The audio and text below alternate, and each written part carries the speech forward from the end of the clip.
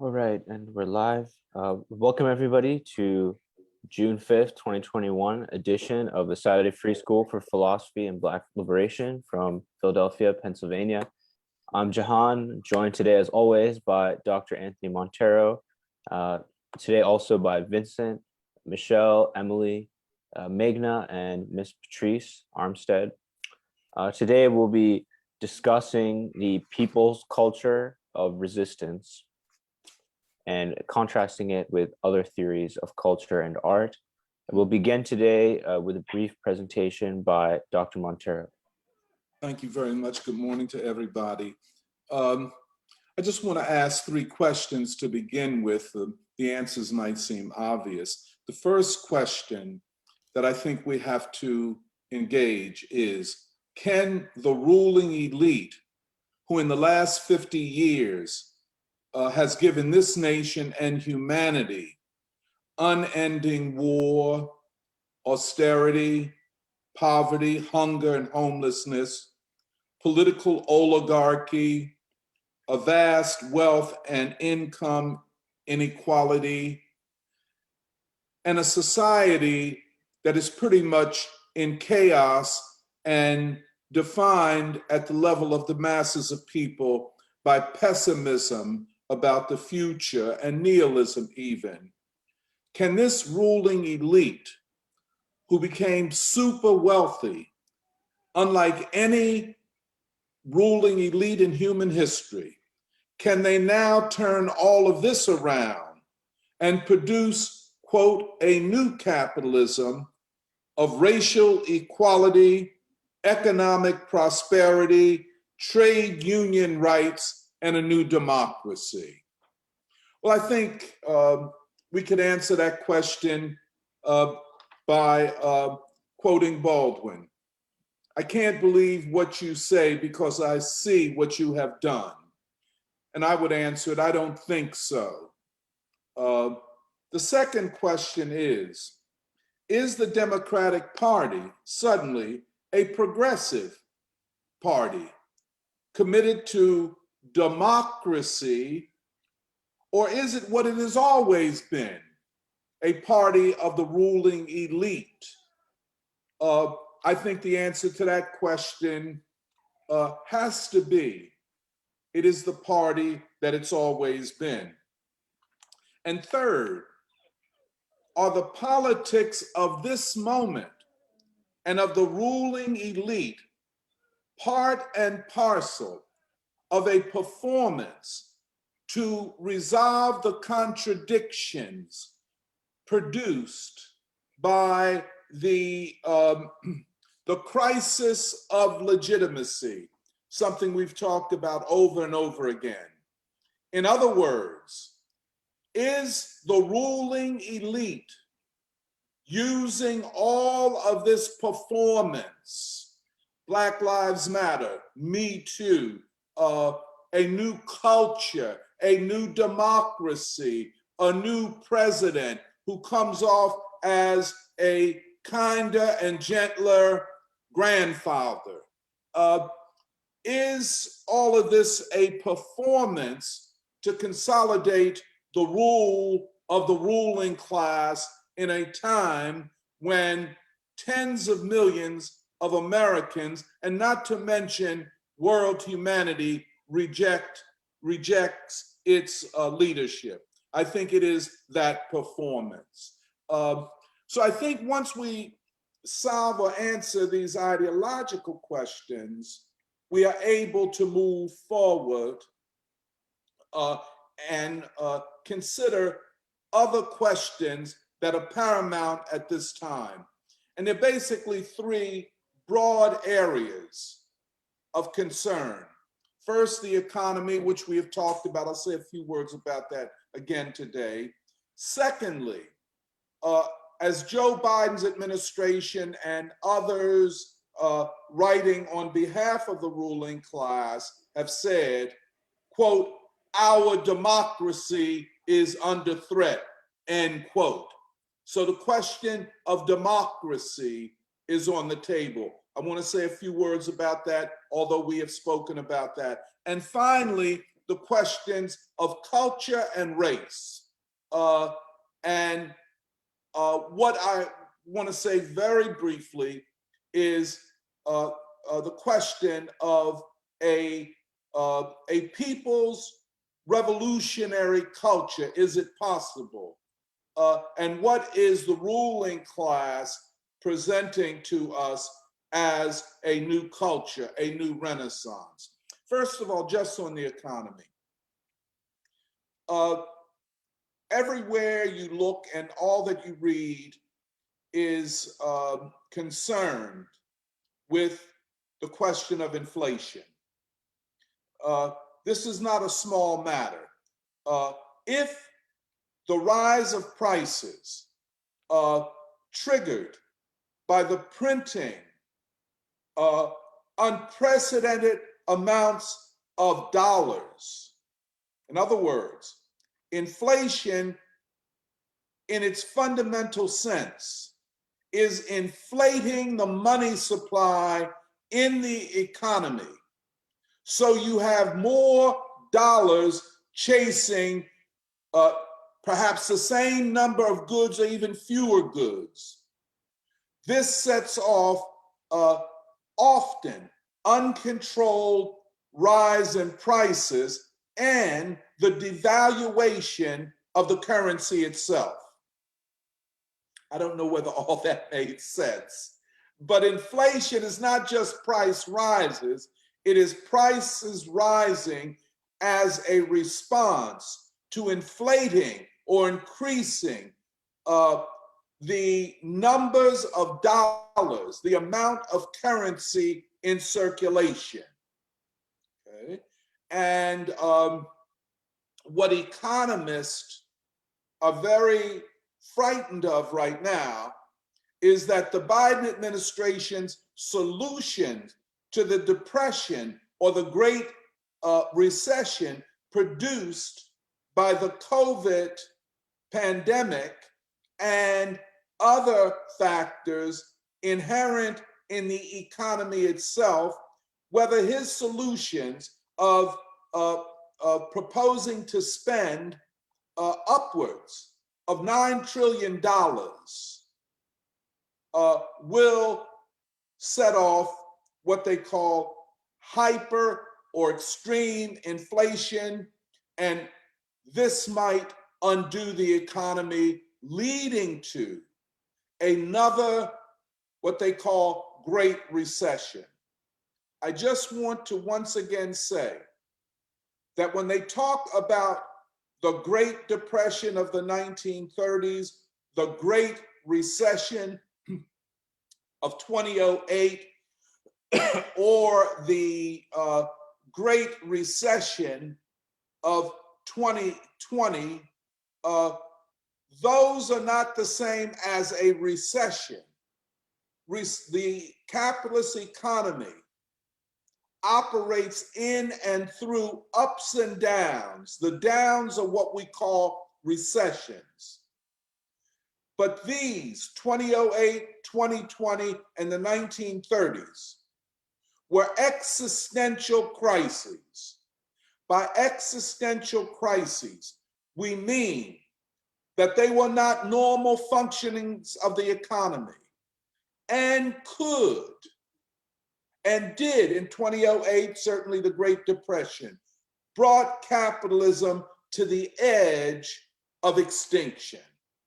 That is why we call these existential events. We are in such a moment. The Great Recession, kicked off by COVID, triggered by COVID, in the summer of 2020, the economy went into depression. That is a deep economic downturn that is only comparable to the Great Depression of the 1930s.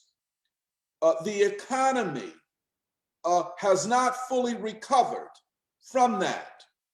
Economists and people that look at numbers on these things are not convinced that the US economy or the economies of the major capitalist countries are out of the woods. And as such, the Biden administration has come forward with a package which they think looks something like the New Deal. Although I can assure you that Franklin Roosevelt and the New Dealers never imagined spending on this level.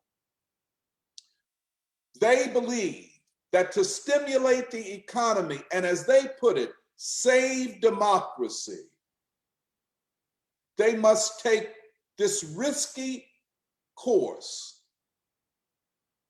of trillions of dollars being introduced into the economy.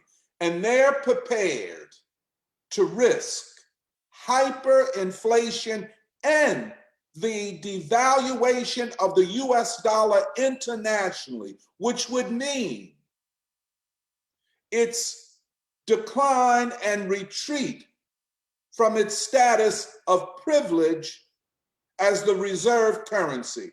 By reserve currency, we mean that the dollar functions as the currency of trade and of investment. In other words, for, let us say, France to trade with Russia, they use dollars as a common currency. French corporations investing in, let us say, Poland will more than likely use dollars rather than francs or the Polish currency. The dollar is a privileged currency. No currency in human history has had such a privilege, which has meant that the United States has been able to borrow at astronomical levels from countries all over the world, because all nations up to this point have looked upon the dollar as secure and worth investing in over the long haul.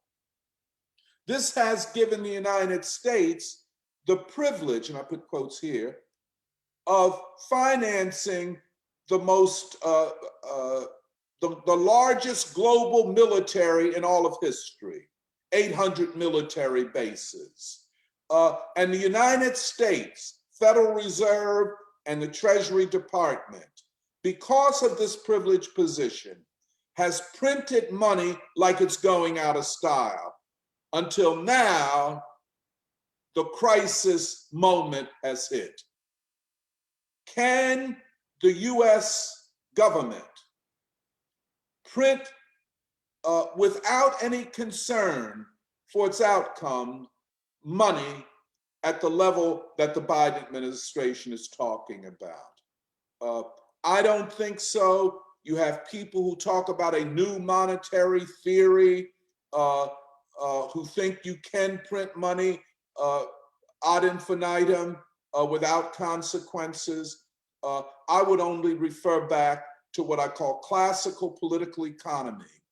That is Adam Smith, David Ricardo, William Petty, up to and including John Maynard Keynes, all of whom theorized money in the old way, not the new monetary theory. I'm talking a little long on this, but the debate among economists and journalists that deal with economics is whether or not the new theory and new policies about money are really viable, and will these new theories and this new policy undo world capitalism?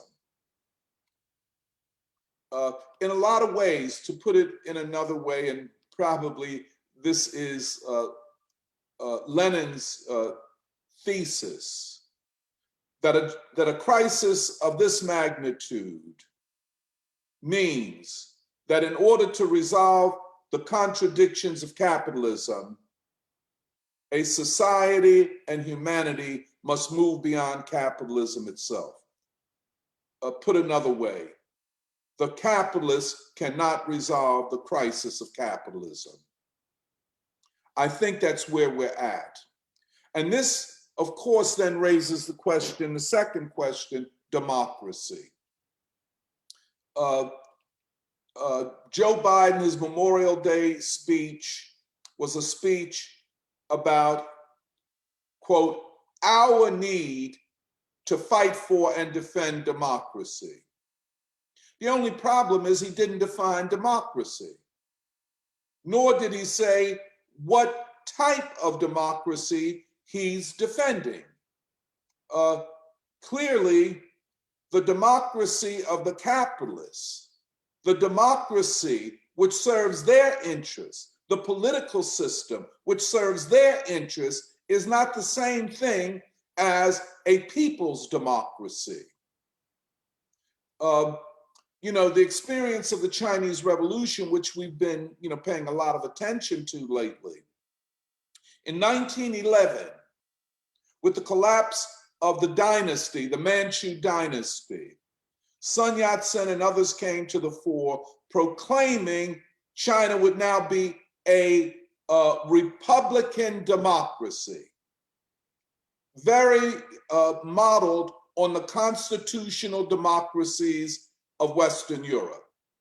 In 1949, when the Communist Party took power, Mao proclaimed, and this is an important move, he declared the People's Republic of China, with the emphasis upon people, a new democracy, a democracy of the peasantry, of the workers, of the intelligentsia. And for the last 70 years, they have fought to realize that. What Biden is talking about, let me just make this point. Democracy in its generic, let me put it this way, generic sense, is a form of rule. It is a form of governance. So when Biden talks about defending and preserving, I put quotes, our democracy, he is talking about defending the rule of the ruling elite. Again, that class that has given us endless wars, austerity, poverty, homelessness, and so on. If you go, for example, to Kensington in Philadelphia, you will see the ruin and ravages brought upon the people by the democracy that Joe Biden wants us to defend. Okay?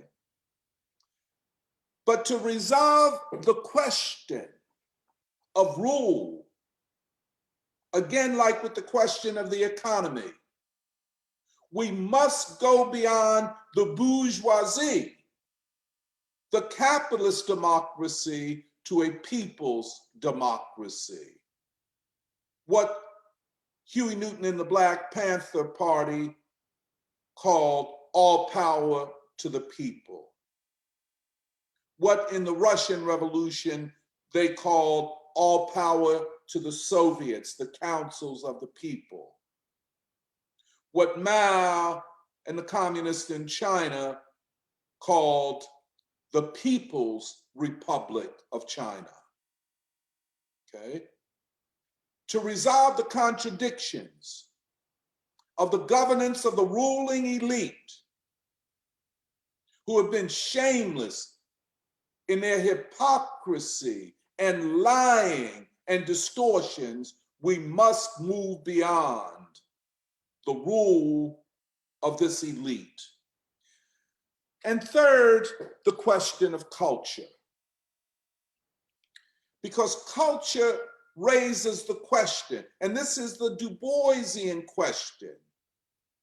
Not just is Black culture possible, but is humanity possible? Is a unified humanity possible? And can from humanity a new aesthetic, a new sense of beauty and truth arise in the United States? Is it possible? Coming from the people, coming from the poor, arise a culture that raises up truth and beauty. And by beauty, we do not mean an abstract, unrealizable ideal. We mean the inherent beauty in people themselves, in their songs, in the way they walk, in their food, in their language. Is beauty possible? And is truth possible? Hence, the so-called racial reckoning of the United States, fomented, financed, and promoted by the ruling class. And let's not forget what I previously said about them. Those who gave us endless war, austerity, homelessness, poverty, Kensington, parts of Southwest Philly, parts of North Philly, a collapsed education system. Can this ruling elite and those that they finance to be spokesmen, and we could name them later on in this, can they resolve the race contradiction of this country? And can they give, or can they be the vanguard of a culture that will unite the people? I'm reminded, I've been listening to the Jackson 5, famous song, Let Me Show You the Way to Go. You know, I don't know everything, but this thing I do know. And what the song goes on to say, we can resolve our problems if we are united. You know, that idea is the foundation of people's culture. And when the Jackson 5 sing it, they know what they're talking about because they're from Gary, Indiana. They come out of steel and the struggle of the Black proletariat and white proletariat in steel. It's working class. So we're talking about the Du Boisian concept. As Du Bois said, art has an ideological function. He said, I'm not interested in anybody talking about art for art's sake. Or he didn't say it in the article Criterion Negro Art. He's not interested in entertainment that, and really, how could you put it, superficial entertainment as the answer to the strivings for people's culture. Commodified pop culture and entertainment is a distraction. And rather than beauty and truth, it demeans the people. And we see it all around us. And finally, for there to be a cultural revolution going forward, like every great revolutionary movement in history, it looks back to previous periods of revolutionary activism by the people. It tries to find the strengths and weaknesses so that going forward, a new movement can build upon it. There cannot be a revolution of the people or culture of the people or people's democracy without looking back at other great moments of struggle. In terms of culture, perhaps the most important period of people's culture was the Black arts movement, more important and deeper and more extensive than even the Harlem Renaissance, which came 30-some years earlier. So we must go back. We must look at the great production of, let us say, August Wilson, Nina Simone. How can you sing today and not know Nina Simone? Or Sweet Honey in the Rock, which comes out of the Student Nonviolent Coordinating Committee and the struggle for the right to vote. How can you talk about singing and not in some way or other reference Billie Holiday? How can we talk about art and not mention Buford Delaney, Norman Lewis, Jacob Lawrence, Diego Rivera, Lily Yee, the Village of Arts and Humanity? And I guess Vincent will talk, or Joe will talk a little bit more about this. The essay published in Time by Ibram Kendi. And we mention him not because he's a significant thinker. One commentator defined him as a pseudo-intellectual, and I would agree with that, who is more interested in money than the truth, and more interested in profiling and performing than beauty or truth.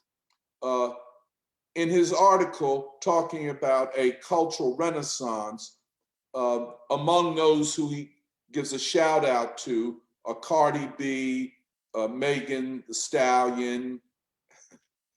I mean, it was, to put it mildly, it was so childish and infantile.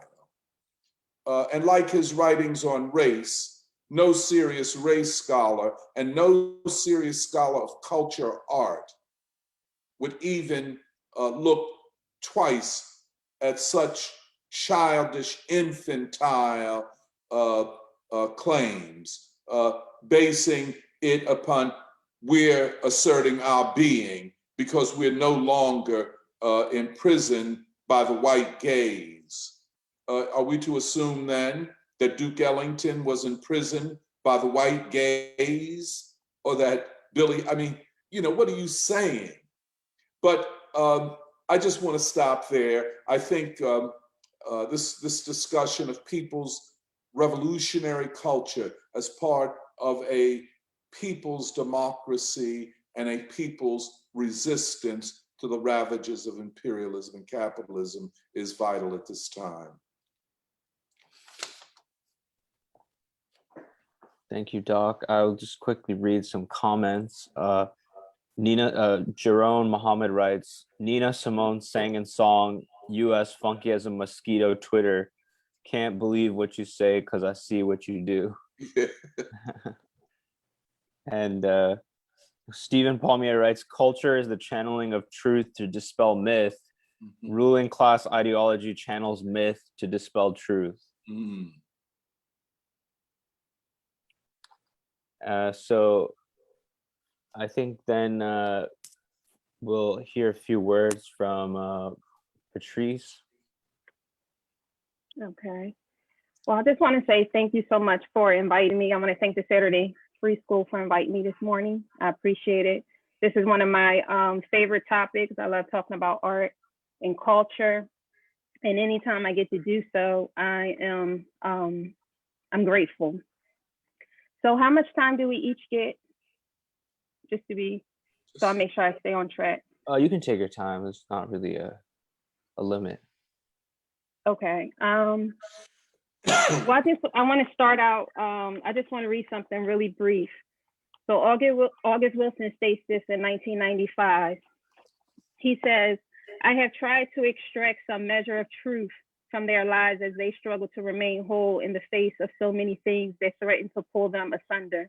I am not a historian. I happen to think that the content of my mother's life, her myths, her superstitions, her prayers, the contents of her pantry, the smell of her kitchen, the song that escaped from her sometimes parched lips, her thoughtful repose and pregnant laughter are all worthy of art."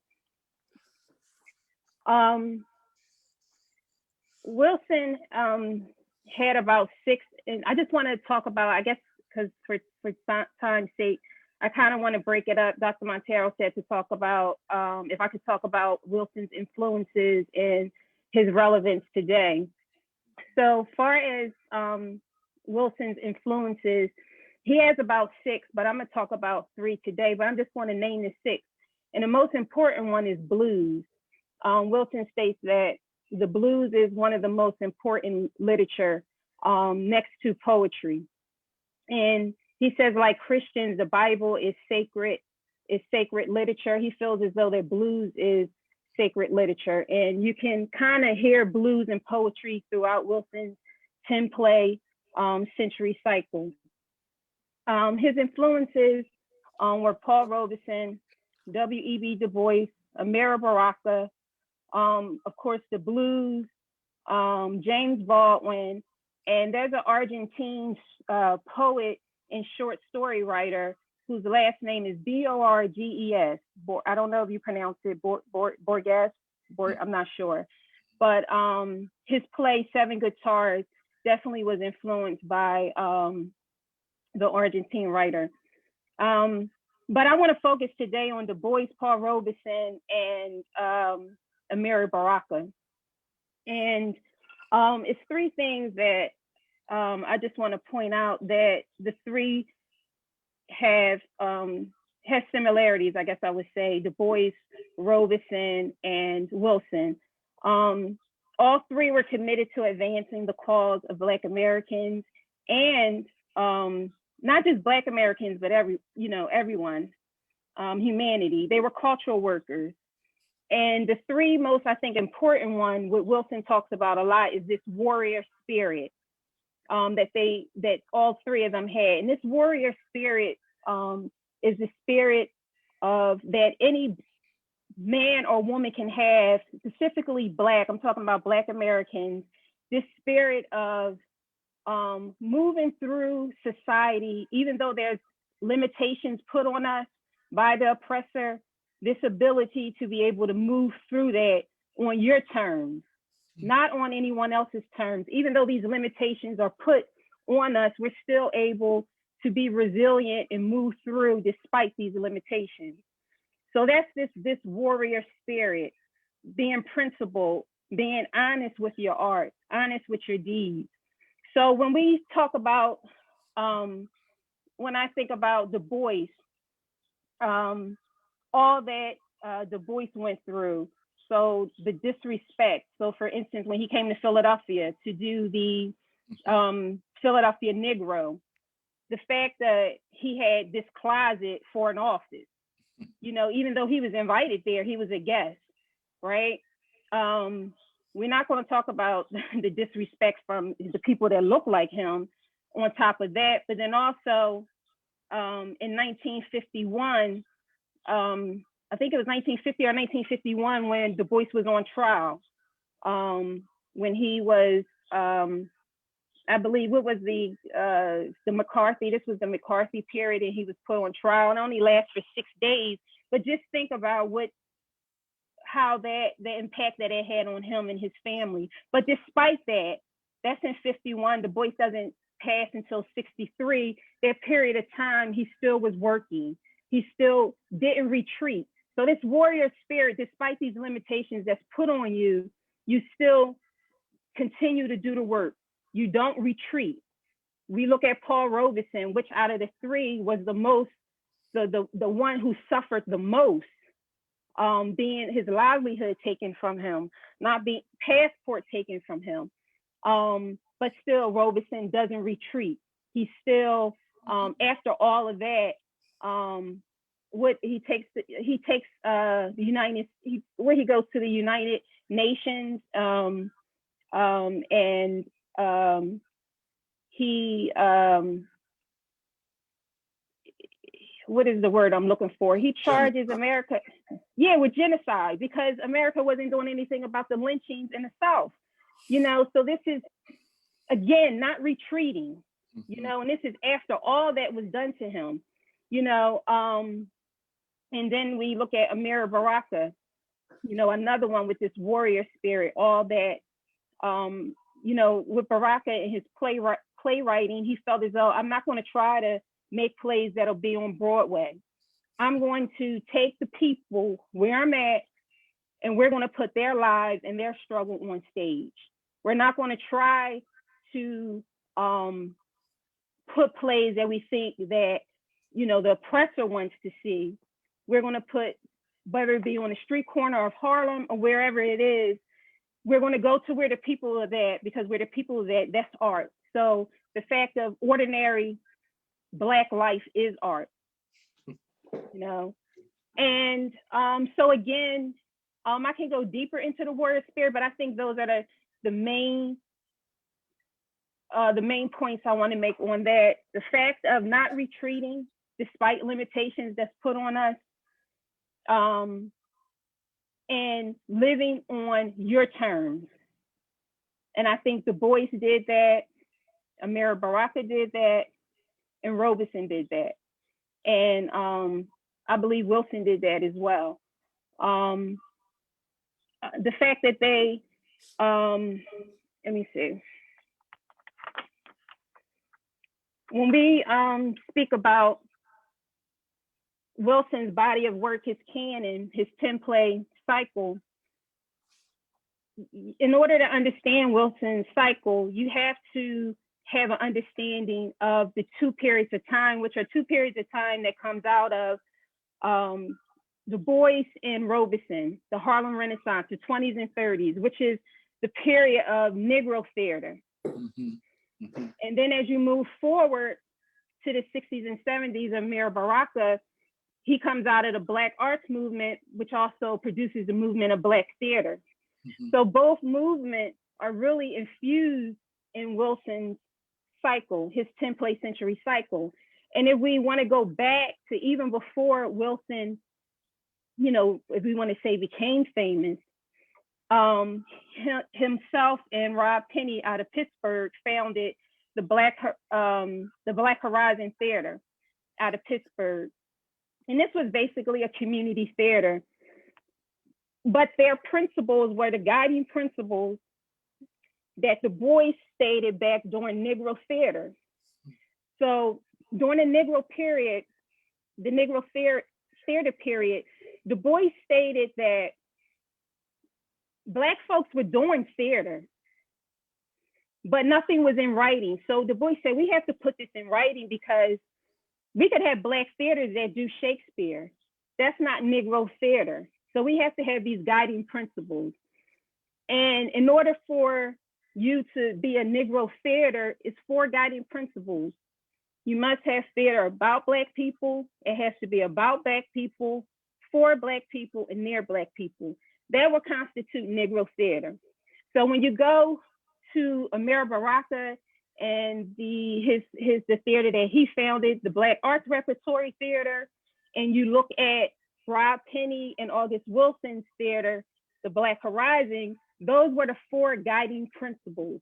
So there was a blueprint that was set by Du Bois, and also we can't leave out Regina Anderson, because they both founded the Krigler Players, the Little Negro Theater. So, but those were the guiding principles. And if you look at all the existing Black theaters today that's still existing, the National Black Theater in Harlem, the New Federal Theater founded by Woody King Jr.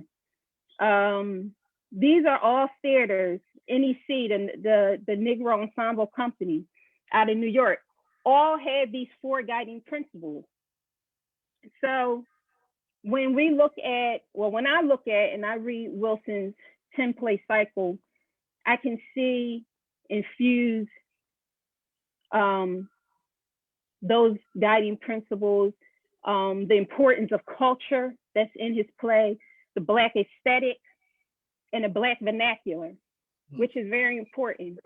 And I also want to just mention really quick about Felicia Rashad, who I think is very important at this time, especially when we talk about Black theater, because I still think Black theater is in crisis. I don't care how much money is thrown at them. Black theater right now is in crisis. When you go to, I don't care if you go to Howard, Morehouse, Spelman, any historical Black college, the Black vernacular, you will find students in the drama department that could not do a Wilson's play because they're not trained on how to speak the Black vernacular. So people like Felicia Rashad is saying, well, how 20, 30, 40, 50 years from now, how are we going to continue producing Wilson's plays when here at HBCUs, there's students that's struggling in drama departments that have difficulty with the Black vernacular. So with that being said, that's why I say that Black theater right now is in crisis, but maybe something to be done about that. Also, when we speak of, and when I spoke of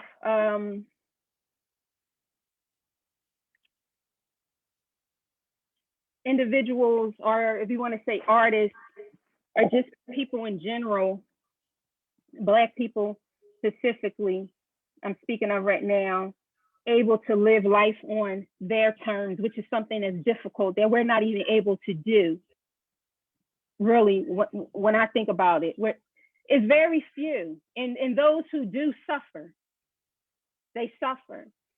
It wasn't long ago I was looking at a YouTube video. I think it was, I have it written down, Barry Harris.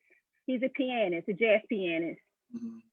And I think at that time he's still living. I think he's in his early 80s, I believe. And they flew him out to, I forgot where it was, but they were honoring him. And towards the end, he got up there and he played. And I just remember, out of everything, I remember this. He said, I'm content with my life because I lived it on my terms. So this is a man who left home at 14 years old, went to New York to try to make it as a jazz pianist, and he did.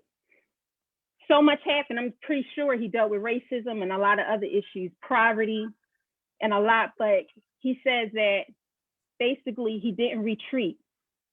He moved forward, and he lived his life on his terms.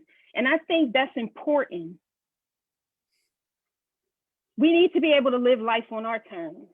Everybody should be able to live life on our terms. But I'm speaking right now of being, me having sons, me being a Black woman. I want my sons to live life on their terms, and not no one else, despite the limitations the limitations that are still here. Wow, there's a lot that I could say, but I want to not take up too much time.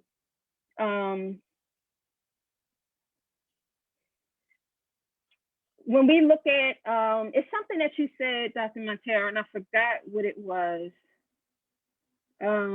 I wanted to speak on. I can't remember now, but maybe it'll come back to me. But I just want to speak real quick on Amir Baraka. When Amir Baraka started the Black Repertory Theater, he started it with really nothing, basically, but with the support of the community. And it was short-lived because, Mayor Baraka being a Black nationalist, he, didn't want whites to be come, you know, the plays were for Blacks. He only wanted to have a Black audience, which is all fine and well. But really, when you think about it, that was the downfall. When you have art, it has to be for everyone. Everyone has to be able to see it. You know, if we want to make change and we want, you know, a better world to live in, and we want to create a better world, you know, art has to be for everyone to be able to receive and take it however they want. But everyone should be able to receive it.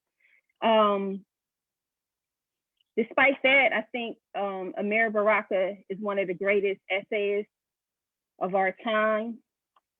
I think he is a pivotal figure in the Black arts movement. That's why August Wilson really looked up to him, because of what he produced. You can't talk about the Black arts movement and not talk about Amir Baraka, because you'll be being dishonest. You can't talk about the Negro theater movement without talking about Paul Robeson, Du Bois, and some others, but it's specifically Du Bois, because what he contributes to the Negro theater movement is so significant, and it's something that we still use to this day. When we look at Black theaters like the NEC, the New Federal Theater, the National Black Theater, and so forth, they left a blueprint. For so long, I mean, when we think about it, Black Americans, well, I say that in the past 150 years, we just started documenting. Everything was oral. That's why it was important. That's why Du Bois said we have to document this. We have to have these guiding principles. So moving forward in the future, you know, Black folks will know what Black theater is, what Negro theater is, what it constitutes. And also, culture is very important. We can't, you know, I think a few weeks ago, and I'm gonna leave on this one, but on a stop on this one. But on a few weeks ago, I had posted. I forgot what I posted, but I stated, I think it was on Instagram. A gentleman, I forgot his name, but he said there's enough Black plays that Black directors should never not be working. And I'm like, damn, that's true. Like, if we look at all the classic plays from the Negro theater period up into now, I mean, it's vast. I may not ever get to read them all. I mean, I'm trying, but to be honest, I really don't read new plays because I'm still trying to read the classics. And a friend of mine from R&H Theater, who I respect a lot, and they're friends of ours, but he said, that's true, I agree with you, but I think it's more important for Black directors to be able to work.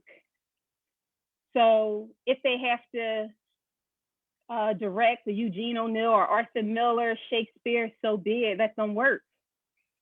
And, you know, I want everybody to work. But if we're not producing Black plays, what's going to happen? And especially the classics. We have to be producing the classics. And I'm not seeing classic plays produced. And, you know, there's a few theaters out now, out in New York, Roundabout Theater, who, you know, because of the George Floyd, and we got all this going on, all the theaters right now, like, oh, we want to produce this, we want to produce that, you know, because of the whole George Floyd. So they're committed to produce, they're committed, they didn't even say producing, they did stage readings. That's all fine and well, but let's produce those plays, because we want to give artists the opportunity to work. We want to give directors the opportunity to work. And we want the masses to be able to get the opportunity to see these plays. So I think that's important as well. Why is Wilson relevant today? Because his work is timeless. His work is timeless. You can take any one of Wilson's plays and you can set it in the future and it will be relevant. Now, his themes are universal, you know, love, honor, betrayal, life. Those are all universal themes. So anyone from any culture can look at a Wilson play and understand it, but there's specific cultural elements of his plays that are only understood by Blacks. If you take Joe Turner's Come and Gone, which is one of my favorite plays of the cycle, that play is so profound. So, I mean, I don't even have the words to articulate, you know, how much that play means to me. But when that family is doing the Jubilee and they're, you know, clapping and the character is in the center, somebody from another culture may not really understand the significance of that or what's going on. You know what I'm saying? So Wilson says he says, I don't write plays for Blacks. I don't write plays for anybody. He said, I write plays for myself. But I think it's important for me to put Black life on center stage for everyone to see, to understand that the ordinary Black person life is important. Ordinary Black life is art. And,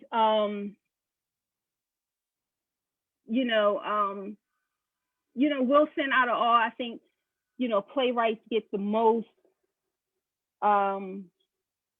attention for reasons, I think, because of his connection with Lloyd Richards, the Yale Repertory Theater, the Eugene O'Neill. Please stop me if I'm going on, because I know so many others got to go. But I think I have to point out the significance of Lloyd Richards, because I think we can't talk about August Wilson without talking about the great Lloyd Richards, a man from Detroit, whose father died when he was 9, raised by his mother, went into the service, got out of the service, wanted to, he went to school. His mother wanted him to go to school, so he went to school, used his GI loans, his GI Bill to do that. Still trying to figure out his way. He wanted to be an actor, so he said, I'm gonna go to New York. Went to New York, met Sidney Poitier and so many others, and he was in quite a few plays and had a successful career as an actor. But, with some people that pulled his coattail and was like, look, I think you need to direct. You're a great actor, but I think you should test the waters and direct. And he did, and lo and behold, him and Lorraine Hansberry connected, and next thing you know, we have Raisin in the Sun.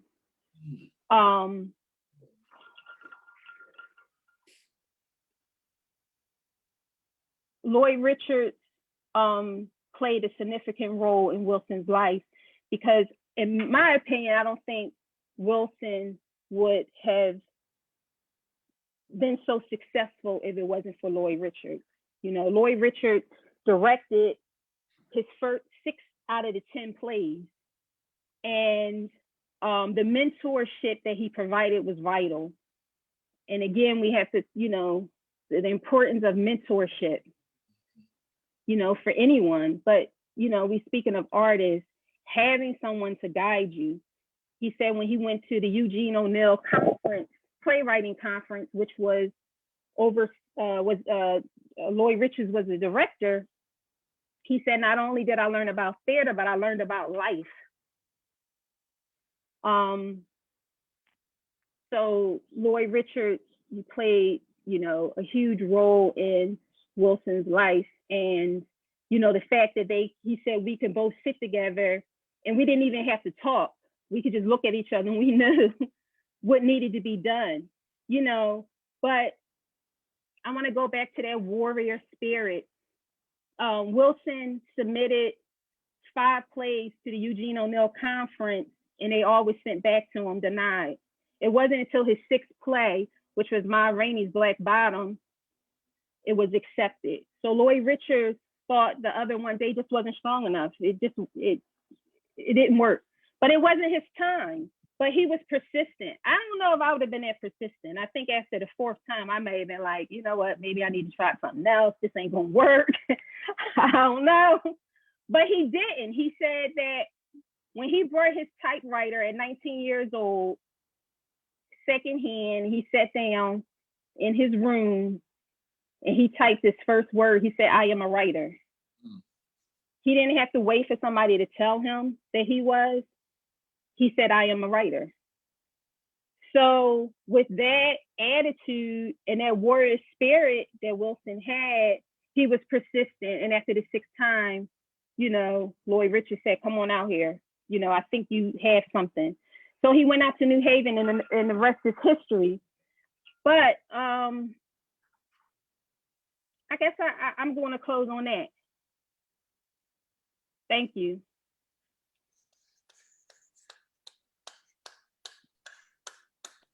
Thanks so much for sharing all that with us. I'll just quickly read some comments on what you were saying. Stephen Palmier writes, warrior spirit is the spirit of the working class. Lorraine Hansberry is a towering playwright in the development of class struggle. Yvonne King writes, Emory Douglas, Minister of Culture for the Black Panther Party, said that the inspiration for his artwork, quote, came from being involved in the politics of the party, having our political education classes, doing the outreach in the community. Then the key to it was the feedback that you got from the community. And so you know you were on the right track with something that had a connection between what you were doing and what you were doing in the community, end quote. Emory's artwork on the back cover of the Panthers weekly paper played a significant role in raising the consciousness of the masses. Emory's artwork as the Minister of Culture clearly wasn't in alignment with Du Bois's position that art must have an ideological function. I think it is very important to seek out what artists, especially Black artists, say about their own work and investigate the artists' lives and not rely exclusively on the interpretations of art historians and others in the industry. Why did it take the Museum of Modern Art until 2012 to acquire for its permanent collection a painting by Buford Delaney, and the second one just last year?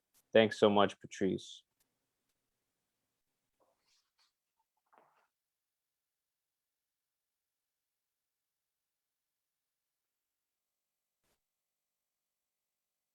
All right, and so we have a few more folks who will be saying a few words. So I think now we can hear a few words from, yeah, sure. I'd like to thank Patrice very, very much, and for exploring the Black theater. And it's always so enlightening to have you speak about this, and especially August Wilson. I'd just like to ask a question. You say you do not read many contemporary plays. You focus upon the classics. Do you find an ideological difference between the classics and contemporary plays, and what is that difference? Hope I made myself clear. No, yeah, good. That's a good question. I mean, for two reasons. One, I don't focus on them because I just don't have the time. And two, there's so much of the classics that I haven't read that I want to, and that's my interest. And I think it is the messages in the plays, the fact that it's amazing how you can read something from 1930 and it's so relevant right now. Like, for instance, I guess I'm gonna answer your question. With this. The play that I often talk about, Rachel, because that play just blows my mind because it was written in 1926 and it sounds like something that can be written right now in 2021. You know, the timeless of it, the messages, plays right now. Sometimes, you know, I may not read it, but sometimes, you know, I go see them because I want to support other Black artists who are writing contemporary plays. So I may not read them, but I may, you know, at times go see plays because I want to, you know, I know somebody, they producing or directing, I want to support them, but I'm not, you know, the themes, the messages. What are you trying to say? You know, how is it going to help the masses right now? You know, I'm not interested. I'm just going to be blunt. I'm not interested in reading or even supporting plays that, you know, want to promote feminist theory. I'm not really interested in that. I want to know, what do you have to say? How is it going to help the masses? How is it going to change people's minds, their thinking? And I don't want to just use Wilson. I'm gonna use others. I mean, you know, far as you have her name is Asha. Last name I think is Rama. She came out of the Black Arts Movement. I would recommend this play to anyone. It's a long title. It's oh God, I forgot the title of the play, but it's something why caged bird sings. Oh, I know why the or not Maya Angelou's is another one. I'll do it in the chat once I, you know, have opportunity to. But her play is about, and I'll be really, really quick because I know other people got to go. But I just wanted, this play will blow your mind. It's about these young Black women in this place called Hideaway. And Hideaway is this place where young Black women will go that aren't married, having unwed children. So they would go to this place called Hideaway, and it would give them an opportunity to figure out what they were going to do. So they only had two choices. Either they were going to give the children up for adoption. Well, actually, that was their only option. I'm sorry, that they were going to give their children up for adoption, but they gave them the period of time while they were there to deal with the idea that they weren't going to keep their children, they were going to give them away. But at the same time this is happening, simultaneously, it's flashback, not flashback, but of scenes of Charlie Parker in this room with this woman who's, I forgot the title, but she's the woman who just basically provides some sex and drugs. And there's other things that's going on. But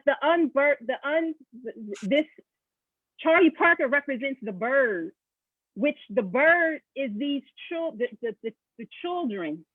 So it's this symbolism, but it's this infused with jazz. I mean, this play is just totally incredible. And there's a Black woman who did this play. And I'm saying all this to say is it's not a feminist type theory in this play. She's saying something. She's saying a lot in this play. She's saying the mistreatment, because this was going on with, you know, Black women. They weren't given other choices, other options. But what does it mean? What does it mean to be,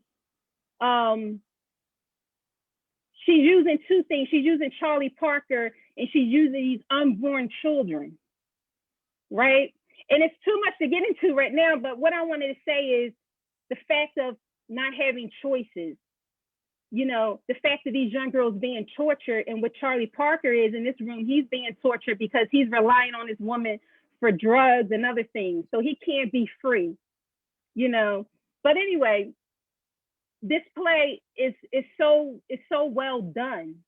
You know, it's so well done and it's so timeless and so relevant. But just to answer your question, what are the characters saying? If the characters ain't saying anything that's relevant to me, that I can take away, that I can, you know, later on that day still think about, then I'm not really interested, you know. And a lot of contemporary plays, I'm not saying all, because you do have some that out right now that come out of tradition, but I think you need to be writing in the tradition of either the Negro theater movement or the Black theater movement. You know, Wilson is writing out of that tradition. There's a lot of, you know, young artists, not a whole lot, but there's a few that are writing out of that tradition. But when you're writing out that tradition, is your play going to be produced? That's the question. So you write what, you know, you think the masses, which are we talking about on Broadway, you know, they control theater, you know, but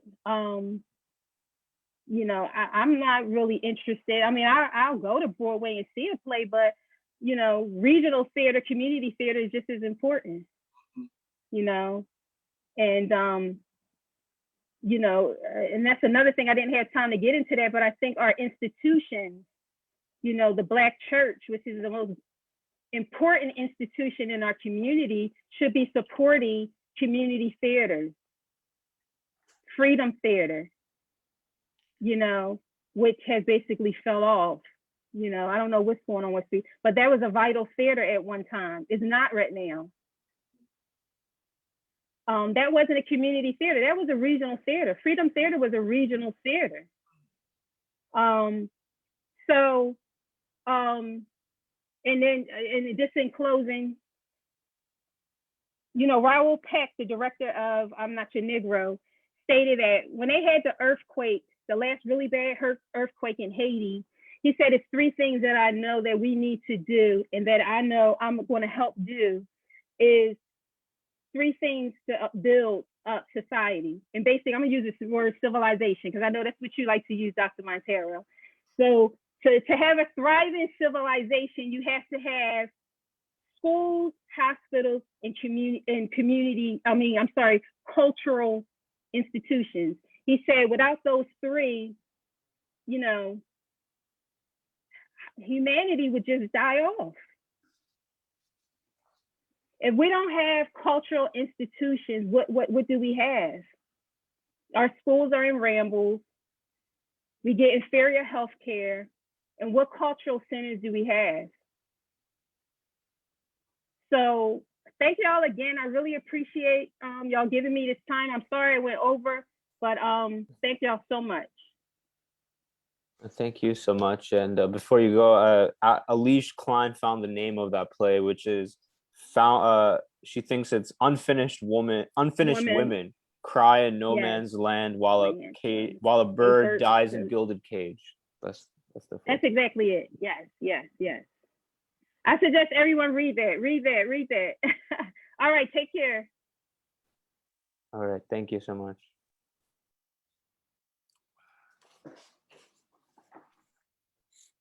All right, so we can hear a few words from Vincent.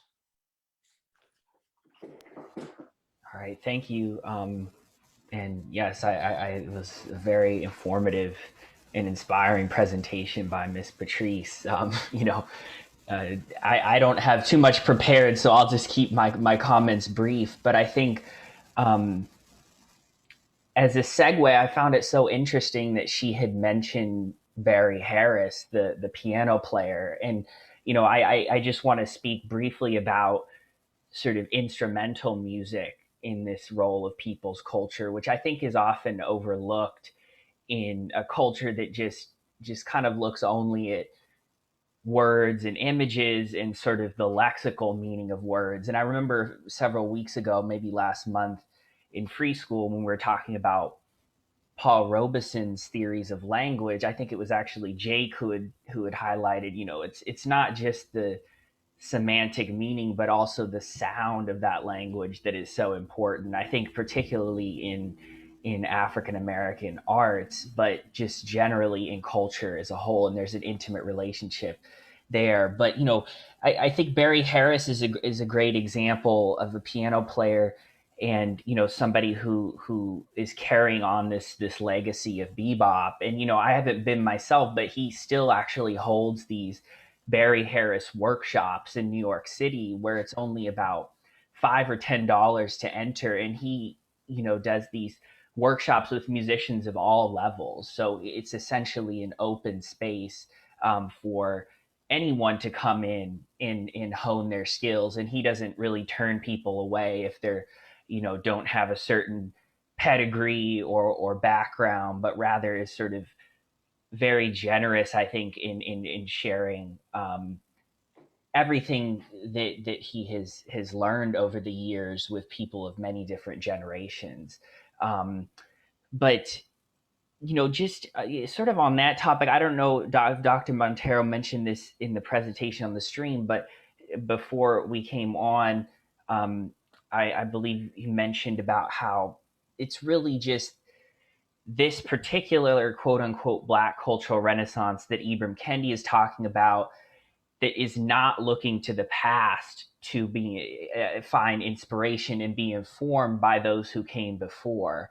And I think that's so one of the most tragic things about this article that he has in Time magazine is that he has to sort of distort and just outright ignore so much of the Harlem Renaissance and the Black arts movement in order to prove, quote unquote, that this current Black cultural renaissance is the same thing or a continuation of those things.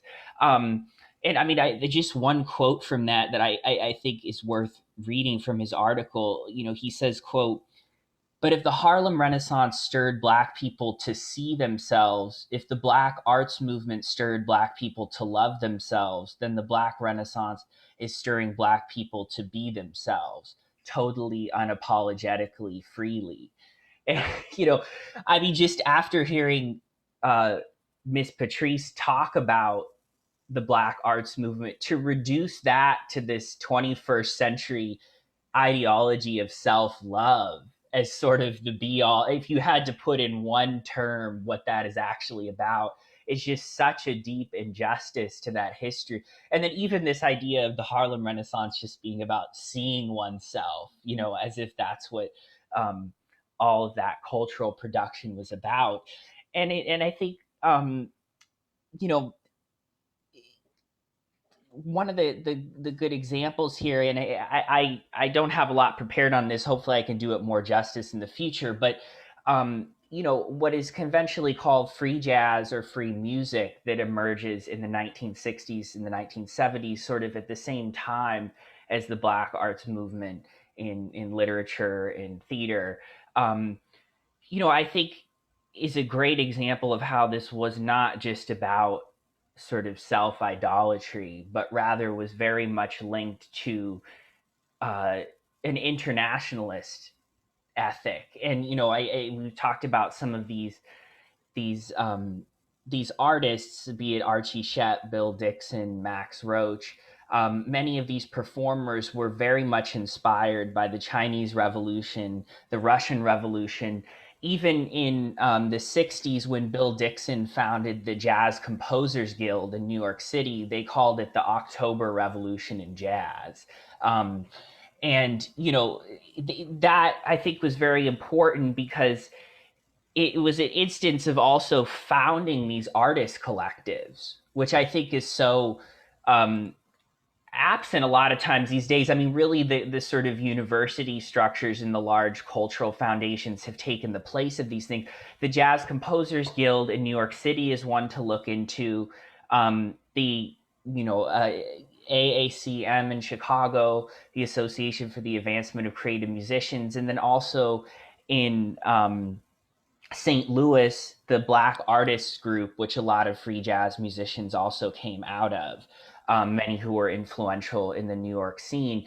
So I think, in the actual practice of creative production, a lot of these artists and musicians were organizing themselves collectively. It wasn't just rhetoric, but also that was seen as a sort of crucible within which music could be pushed forward. And one great example of this, I think, and I thank Raju for actually putting me on to this book that just recently came out with a fairly obscure European press, but I think the topic matter is very much important today, which is about when Archie Shepp, the saxophonist, and Bill Dixon, the trumpet player, actually went to the 1962 World Festival for Youth and Students in Finland, which was a, essentially communist organized festival that had a lot of youth and students from both the Soviet bloc and also the newly communist Cuba at that time, but also various progressive and revolutionary forces from America and Europe. So what's so interesting about this in 1962 is that this was the first time Shep and Dixon had ever played a gig outside of New York City. And it was actually the Communist Party of the USA that put on many fundraising concerts in order to pay for their boat ride over to Europe in order to be a part of this festival. So, you know, this had a huge impact, for example, on people from many countries who were in attendance in this festival. And, you know, I think it speaks to the fact that these revolutionary conceptions of culture that were being developed in various communist and socialist countries in these revolutionary societies had a huge impact on Black art in America, and that there really was an important relationship there, where these musicians were being inspired by these theories and actually working to create political connections with these groups as well. And I think this just stands in so much contrast to it, just Kendi's position of the Black arts movement being about self-love. And I mean, well, you don't even have to talk to anybody if it's just about that. You just do your thing on your computer, you know, put out whatever music it is. You know, but what I think is so significant with this particular anecdote, and I would recommend everybody try to get their hands on this book, is that, you know, even Bill Dixon, for example, was in his 30s, his mid 30s at this time. And it was actually this trip that inspired him to give up his day job and focus exclusively on music. You know, and he became one of the most important, you know, creative music artists in the subsequent decades. And then finally, I just wanted to read just one quote from Archie Shepp from around this time when he was just in his 20s. I think this was around actually when he went to this Festival of Youth and Students. He said, quote, "Our vindication will be black as the color of suffering is black, as Fidel is black, as Ho Chi Minh is black. It is thus that I offer my right hand across the worlds of suffering to black compatriots everywhere. When they fall victim to war, disease, poverty, all systematically enforced, I will fall with them, and I'm a yellow skin and they are black like me or even white. For them and me, I offer this prayer that in this 28th year of mine will never again find us all so poor, nor the rapine forces of the world in such sanguine circumstances." So, you know, I think this kind of, I really think it fits in with what Patrice was talking about of this warrior spirit. You know, I mean, even Archie Shepp would write in letters to the editor in Downbeat Jazz magazine when critics were coming after his music, and he would sort of talk about how, you know, you can't really understand what I'm doing through a bourgeois framework, and that I am going to put my music forth on my terms, and it's up to you to sort of adjust your consciousness to be able to understand it in that way. So yeah, I don't really have much more to say. I think that you know, it's just looking into the history of these things, I just think shows how wrong people like Kendi are about this Black cultural renaissance and the people that they're holding up. Again, you notice he'll never mention people like this when he's talking about the Black arts movement. So, you know, thank you for having me on here, and I hope we can discuss this more going forward. Vincent, where was that quote again? I'll have to find it, see if it's online. It is in this book, but they had some archival materials that were a little hard to find. But I think this one actually is in an online interview as well. I'll try and get it to you. Yeah, some comments. Wayne Curtis writes, "This conversation about culture makes me think about the Black Panther Party and the music, the school, the plays, and even the literature that was in the Black Panther Party, in the communal newspaper.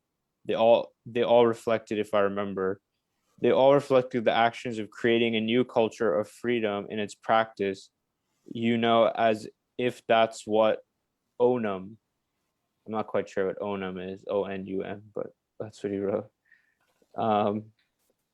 Nabila writes, talk is cheap, not fully sure, but maybe she could expand on that thought, what she's referring to. Yvonne King writes, it was good to hear from Vincent about the current Barry Harris workshops because many jazz musicians back in the day were so generous. For example, Thelonious Monk and John Coltrane. Yeah.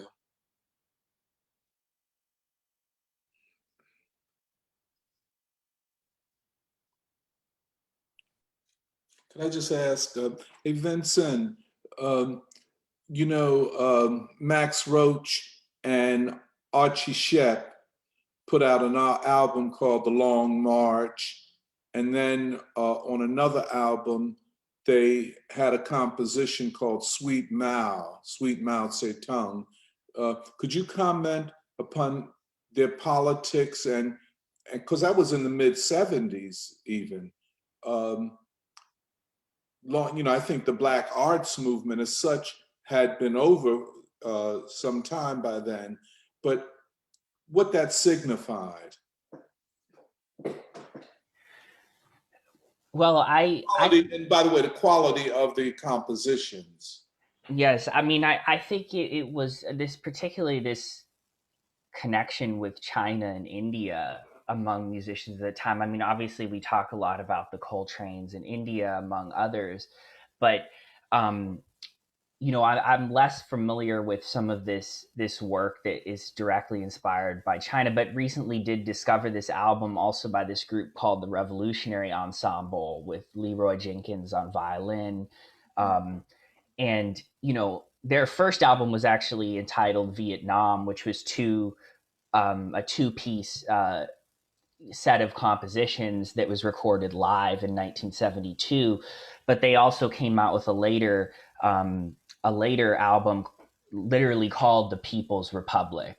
And I think, I do have this quote from Max Roach up here because I think it relates to this idea, actually, that Doc, you were talking about in your initial presentation of this move away from art for art's sake. Because I think, at that time, they saw that jazz, as it had sort of been historically understood, was really ossifying, and it was becoming sort of this packaged thing that people kind of know what it is, and it wasn't really developing in the same way, and it had become sort of, and this is the problem with people like Kendi too, if I might add, that they have kind of bought the line that this music is just a sort of bourgeois white art form that has nothing to do with Black people, which I think it just, in some of my conversations with younger Black people, I think this is sort of a common assumption that has to be actually investigated, and people need to look into the real history of this music, because oftentimes what's coming out now is then being juxtaposed with this kind of bourgeois middle class thing of the past, which this music of people like Archie Shepp and Max Roach obviously has nothing to do with. But Max Roach had said in this actually very good interview he did, I think it was in the late 80s at Howard University. He said, culture serves more than one purpose. It's for enlightenment, it's for entertainment, it's to relax with, it's to think by, it's to worship by, and so forth. But then he added that reality should sneak in once in a while. Otherwise, you can just sort of be lulled to sleep by, he gives the example of these sort of escapist films and television shows. But I think that, especially him coming out of the church as well, and sort of returning to a lot of the spirituals in a very different form, I think he understood that, music had these different roles. And like he says, even entertainment is one of them, or relaxation. None of this is sort of pushed to the side of what the scope of a people's art can be. But there has to be this also ideological component that is always established alongside those things. Otherwise, you do just fall into kind of the cheap entertainment that we have today, when that is moved totally out of the equation. And I think, I don't know, perhaps, Emily or others could talk more about how this relates to some of Mao's theories of culture. But I think, to try and answer your question, tentatively at least, I think there definitely is a connection there. Not just, again, with Mao and China, but even with discussions that were going on in India far beforehand, with the progressive writers movement, and this idea that, art for art's sake couldn't stand, and that we even needed to reconsider what our definition of beauty is. So, I mean, I think I was thinking actually about the Indian writers when Miss Patrice was talking about ordinary Black life as art, that, this sort of needing to rethink what art or beauty is on a very fundamental level. So, I think all of this music is also part of that discussion. Yeah, I was just gonna say the Kendi piece, he really smears past these past revolutionary traditions by saying we got the white judge out of our heads, but also the Black judge. And all that came before was respectability, proving ourselves to white people. It was not. It was about showing what humanity actually looked like to Black people, to white people, to the world. And it's just such a vicious smear that actually is depoliticizing the music, even though he's kind of trying to connect this new political wave to like whatever's going on now. But yeah, it's really horrible. And I also wanted to talk a little bit about the Progressive Writers Association and all of that, because there really is a common understanding of what is truth, what is beauty, that we see throughout the darker nations. And also, just, you're talking about the purpose of music, and I think it's deep that civilizationally, definitely in South Asia, a lot of the purpose of music is always spiritual, especially before colonialism. I mean, music was always a way to reach God. So it's a very natural progression that music is a way, art is a way to reach the truth. And what is the truth? The truth about humanity, the truth about equality and revolution. So, I mean, I'm excited to see the other presentations as well. We'll have to say. Bring in some comments. Nantha writes, please share that quote from Archbishop Vincent. Thanks to both Patrice and Vincent. I'm really enjoying this conversation. Yvonne King writes, the Archbishop quote Vincent read is such a good example of what I was saying earlier. Listen to the words of the artists about their work. Stephen Palmier writes, the ruling class, because it must insist on the arresting of social development, defines art as separate from life, only relevant for its own sake. Yeah, it's just like their conception of democracy. The ruling class wants to force us to see their concepts and their class interests as universal and applying to everybody, and that's why they try to appropriate jazz, first of all, to erase it, and then to give rebirth to it, quote unquote, in their concert halls, removed from the people that were fundamental to its production. I don't know of a jazz composer, musician, or whatever who did not come from the working class and from poverty. All of the great ones, I don't care whether it's Train or Lee Morgan or Ella Fitzgerald or Nina Simone, they all come from the same class origins. And the ruling class, which produces nothing, must appropriate and undermine everything. And that's the ideological fight right now. Kendi is a representative of finance capital, of the most parasitic class in human history. And he is a parasite, let's be real. His theories are parasitic theories. And he does not know what Vincent and Patrice were talking about, so he throws all of these current names at us. So what? Pop culture, properly understood, is commodified, ruling class produced and promoted, weak, cheap entertainment.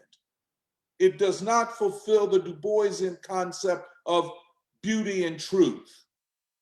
And if you go to Ellington, if you go to Nina Simone, if you go to, well, Marvin Gaye or Curtis Mayfield, you can see that same bubbling up. It's across the lines of genre until we get, and Brandon Stanford, I hope you're listening, you can comment, to a current moment of a watered down, almost, I don't want to use too harsh a language, but something that is not recognizable to the spiritual strivings of most Black people. So Kendi calls that a new Black Renaissance. Yeah, it's also ironic because from what Patrice was saying about living life on your own terms, that's his whole thing is, oh, now we can just live our life on our own terms. But no, you're living it on white terms. I mean, that's what this reactionary culture, it's defining people's humanity based on the white gaze. And it's just so twisted. Everything that he says, it's that mirror, he's just saying exactly what he is. I mean, it's so bad. And Paul Robeson put the question to the artist, what side are you on? Much of what we call pop culture is to obscure that there are sides. Archie Shepp and Bill Dixon knew there were sides, and you had to choose. The artist must choose.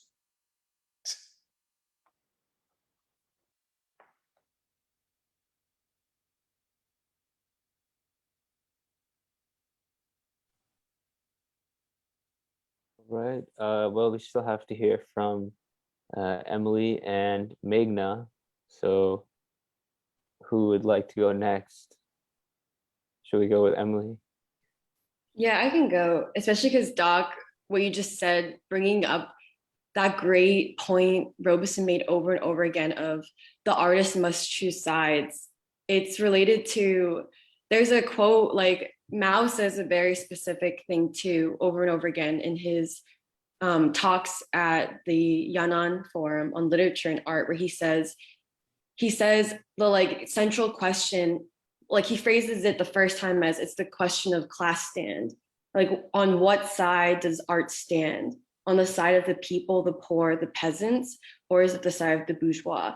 But then later on, he's so clear and asks the question, he says, actually the central question we have to ask is, and I think it's so relevant and clear for us today in a time when things are so confusing, he says, this question of for whom is fundamental. It is a question of principle. So clear. And I wanted to talk about Mao's talks at the Yan'an Forum on Literature and Art, because I think it's Mao's probably, I would say maybe prematurely, but I'm going to say it anyways. I think it's his best work. It's his best writings, I think. And I find what he says in his talks at Yan'an, specifically on culture, art, and literature, to be really similar to the way Du Bois, like you said, Doc, Du Bois's conception of art and the questions that Doc is asking about art. Of for whom is your art for? Like what substance should the art be about? And what is the purpose of art? And I think those are the questions Mao is asking too, and not just asking for himself, but asking the Communist Party to ask as people who are accountable to and should be committed to the people in reconstructing this new country. And I think the first thing I want to point out about Mao's talks at Yan'an, which he wrote in 1942, after the Long March, is that it's after the Long March, after this brutal like thousands and thousands journey to escape the Kuomintang in a civil war. And I think it's significant that what he sees as the fundamental question for this Communist Party, the cadre, to examine is the question of literature and art. Like in some ways you can say culture. I think that's so significant. I feel like that's what the Free School is saying too. Because I think especially after reading Russian America and what Du Bois had to say about, to say like basically about how the imperialists, how the ruling elite affect and degrade the people of America, but also worldwide. One of the main ways is through culture. And that's the first point Mao makes here. He says, similar to, I think, Catherine Murphy, when she talked about the Cuban Revolution and showed that clip where the young people are chanting and they say, don't just pick up the gun, pick up the book, the pencil, the pen. In the same way, in that same vein, Mao says culture is so important to talk about because like the gun is not, like a military army is not the only important army. What we need is a cultural army. It's an ideological fight. It's a fight of culture. And if you don't see that dimension, then you'll miss out on the way that the imperialists are using culture against you and to forget your tradition, your civilization, your struggle. And there can be no assertion of civilization or of self-determination against white supremacy. And so I think that's the first point that really resonated with me in Mao's talks at Yan'an, like how clear, and I mean, Mao is a really straightforward writer too, which I really enjoy actually. And he just comes out guns blazing and says, what we need is to be culturally clear, ideologically clear. The fight for culture is also an ideological fight. Like arts and literature is ideological, and that's important to recognize. And I think the second thing is what I mentioned before, where Mao asked that question so clearly of, the question is, for whom is the art being made? And that's how you find clarity of, like, is this propaganda from the imperialists or is this actually art for the people? And he says, I think he says really beautifully that it's a question of principle. Like, what principle do you hold? Is it the principle of humanity or is it the principle of the ruling class? And the thing I really love about these talks is actually how almost emotional Mao gets when he talks about the peasantry and how he talks pretty candidly about his journey where, Mao himself comes from a peasant family in the south of China. And he was lucky enough to be sent to school. And it's there where he, for a while, thought that the goal of his life should be an intellectual and have his hands clean. He says, like, I thought that to wear clean clothes of an intellectual and keep my hands clean, that's what it means to be beautiful. But then after, being joining the Communist Party, the long march, the experiences of fighting the Civil War, the long march where you're just surrounded by the peasants, you have to depend on going from village to village. They're consolidating the leadership of the Communist Party. He says that after spending all that time with the peasants, like once again, returning back to the countryside and the peasantry, that he saw, he was like the soiled hands of the peasants, their bare feet covered with cow poo. He was like, that became beautiful to me. Like that tradition, the folk tradition, that tradition of the peasantry. And I think that is the huge motivating factor of why he even understood culture as being important. There's something almost like a spirit of the peasantry, of the poor, of the people.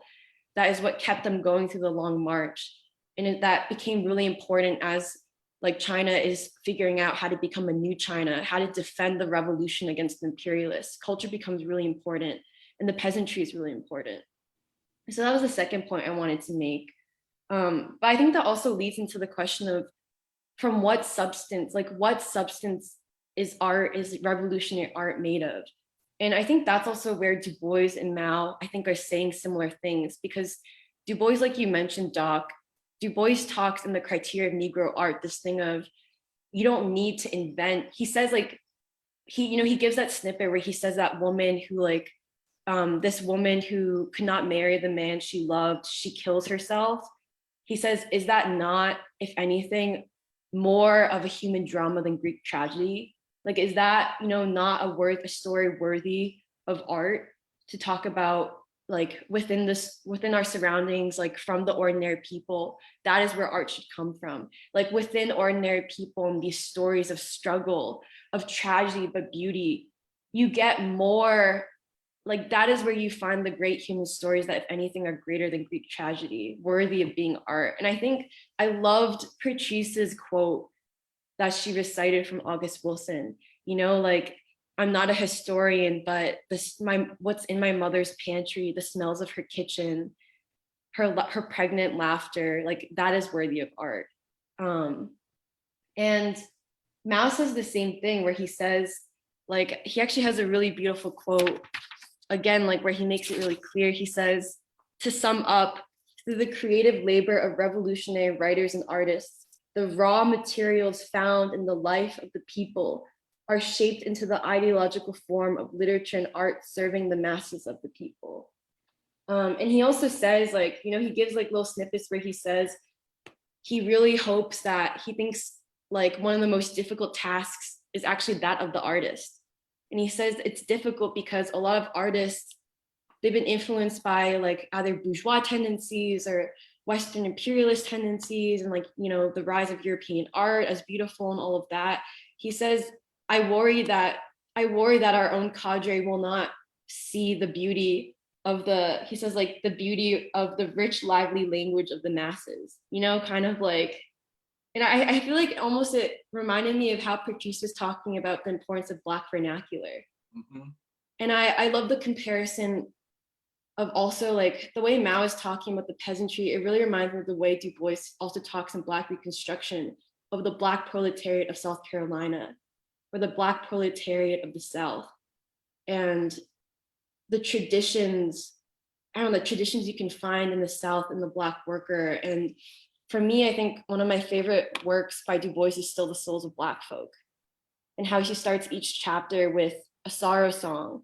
And going back to the question of from what substance should art be made of, the way, like my favorite, I mean, it's sad, but it's also, I think, the most moving chapter when Du Bois talks about Josie. There's a chapter in The Souls of Black Folk where he's talking about when he was a teacher in rural West Virginia. And rural Tennessee. And there's this young girl named Josie who he's teaching, and she's bright eyes, she's so curious, and she's so excited to learn. It's not a beautiful building, it's a shack of a schoolroom, but all these kids are so excited to learn. And he talks about Josie, like this one girl, she can't go to school all the time because she has to help her family farm, take care of things, wash dishes, raise her own younger siblings. And she eventually dies really young. He talks about how she's so tired and dies because, you know, it's a hard life, but, you know, kind of like a candle, a flame that has been extinguished too early. But that's what I think Du Bois means when he says, in the stories of ordinary people, you find stories worthy of art, like greater than Greek tragedy, that also have a purpose, like, you know, an ideological purpose, a purpose of unity, a purpose of changing the world. And I think that's also what Mao is saying too, when he always talks about how in the people you find the raw materials for everything. And I really love that. I think it's what makes me really respect and appreciate Mao, and specifically this speech. The last point I wanted to make is this thing that Mao says, where he says art should unite. And art should unite not only the masses of people, but art should unite like all sections of society with the same goal of creating a society for the people. And I think that's a question too, like, you know, goes along with the question of for what purpose is art created, for whom, you know, and I think these are the questions Yvonne also asks a lot. And it's always like a good defining question for someone like Ibram Kendi, when he's saying about the Black Renaissance and Beyonce and Cardi B and Megan Thee Stallion and, you know, Ava DuVernay. It's like, okay, but for who is this made? And what substance? And actually, this is one other quote I love from Mao. Mao says, you have to be careful because a lot of artists, they will put the characters they create will be wearing the clothes of the peasants of the working class, but they will have the faces of the bourgeois. Oh, wow. You know, and I think that's kind of really relevant for today. Like in America, the times of deep ideological confusion, especially permeating from arts and music and film, is like, okay, you may be wearing the clothes, but what face do you wear? And I think I just wanted to end, I know I went through a lot, but I think the last quote I wanted to end with from Mao, which I had read before at the Robeson House, when we talked about culture, is, actually, I don't know if I'll be able to find it. I've underlined way too many things.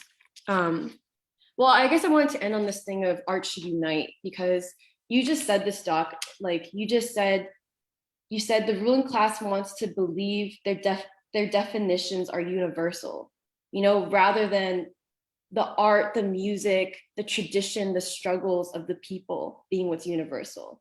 Right. And that's what Robeson said. Robeson said, you have to go back to the folk traditions of people around the world, because that is actually a universal source of humanity. And the most dangerous thing is when you are made to believe and convinced and miseducated, misled to believe that is the culture, the BLM-ification of things, the woke culture, that is somehow the universal culture. But yeah, I just wanted to end that. I think Mao's talks at the Yunnan Forum on Literature and Art is rich with a lot of clarity for our times. And this thing of beauty, you know, beauty or like the best stories, worthy, you know, better than even Greek tragedy that's found in ordinary people like the peasants, the poor, you know, like in the US, the sorrow songs, blues, like that tradition. And I think today is a really moving free school. And like you said, Doc, it has everything to do with democracy, you know, like fake democracy versus people's democracy.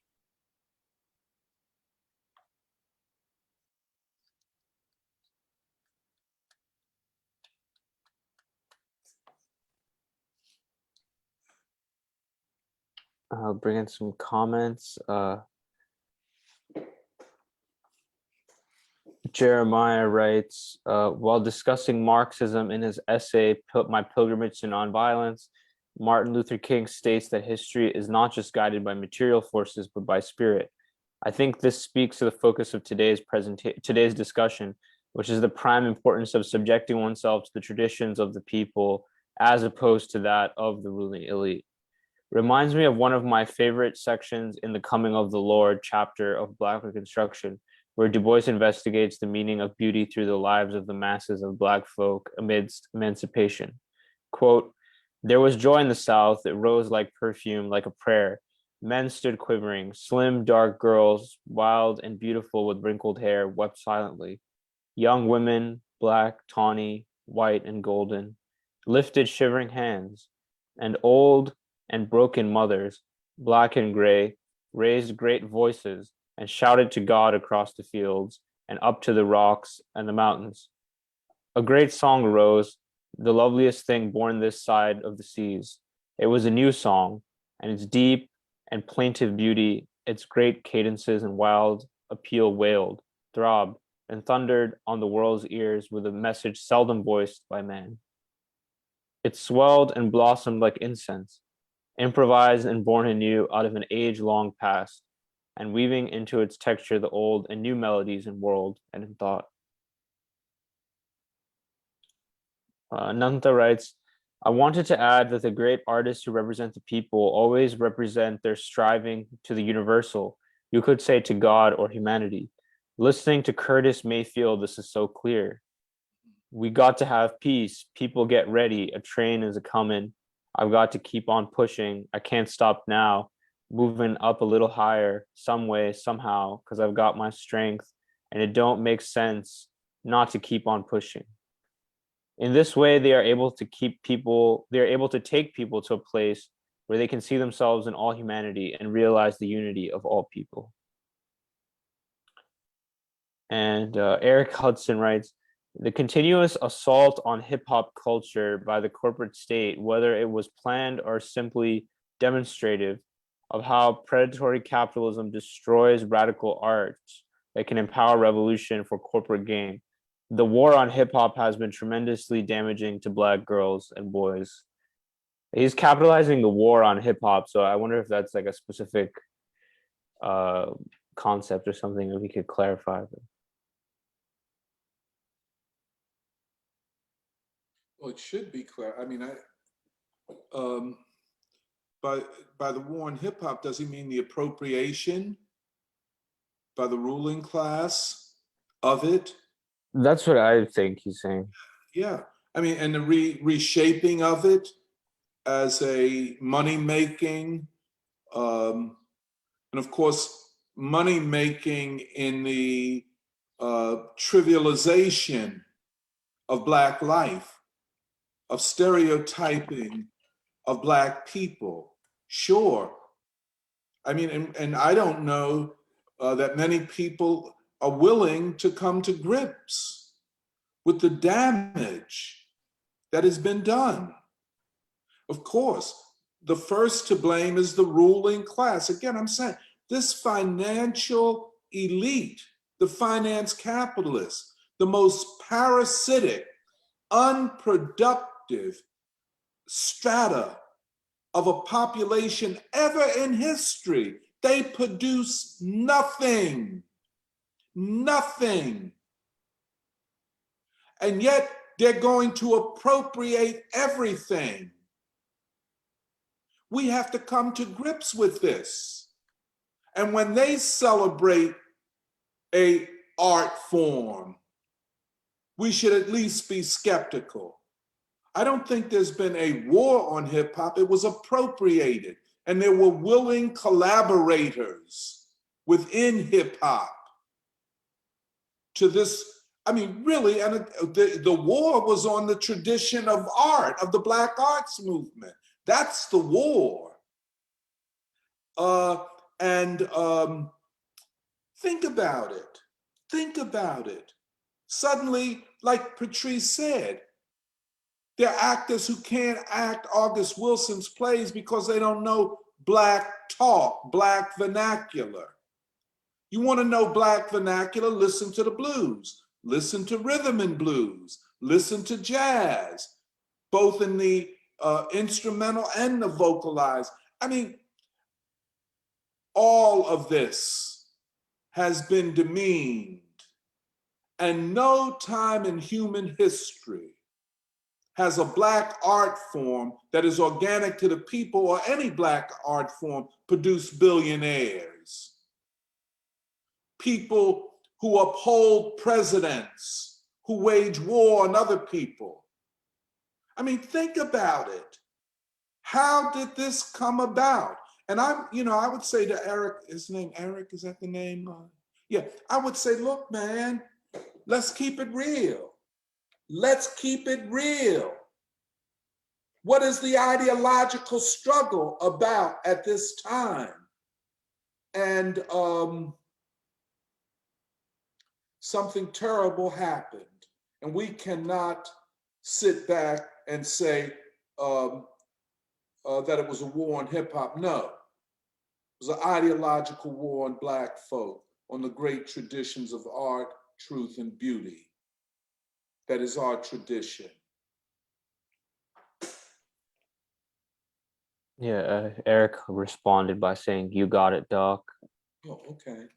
And Vincent shared the quote that he had read from Archie Shepp. He says it can be found in Frank Kafka's book, John Coltrane and the Jazz Revolution of the 1960s, and or Boynik and Vita Huta's book, Free Jazz Communism, both of which sound very interesting, like very interesting titles.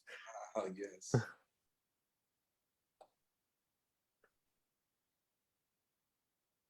All right. Well, we can, I think, move on to some remarks from Meghna. Okay, thank you. I mean, a lot of what I wanted to say has been said. I'll more or less be saying things that, or echoing concepts that people have already talked about. But Dog had asked me to speak about Afro-Asiatic cultural unity, and especially the collaboration between Afro-America and South Asia. But I just wanted to, I mean, what I wanted to talk about was something I already said, that, you know, the revolutionary traditions of Africa and Asia, the reason there is a unity and a common and so much collaboration is because there's a common understanding of beauty. This idea that beauty is truth, what is true is what is beautiful. And standing for what is true means lifting the people from oppression and subjugation. And art that does not do this is not beautiful. And it's just, it's almost really simple. And yeah, I mean, what Emily was saying about the how the dirty peasant is cleaner than the clean intellectual, and how this is just so different than Kendi saying you're just beautiful because you are. I mean, it's just this outward thing, not about, you know, what you are on the inside. And so in Du Bois's criteria for a Negro art, which was already mentioned, you know, he talks about would, if Black people suddenly became white, would they want the same things white Americans would want? Would you buy the most powerful motor cars in outraised Cook County? Would you buy the most elaborate estate on the North Shore? Would you be a Rotarian or a Lion or a whatnot of the very last degree? Would you wear the most striking clothes, give the richest dinners, and buy the longest press notices? Even as you visualize such ideals, you know in your hearts that these are not things you really want. You realize this sooner than the average white American because, pushed aside as we have been in America, there has come to us not only a certain distaste for the tawdry and flamboyant, but a vision of what the world could be if it were a really beautiful world.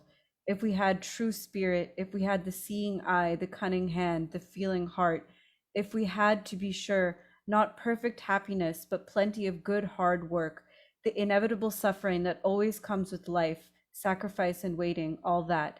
But nevertheless, lived in a world where men know, where men create, where they realize themselves and where they enjoy life.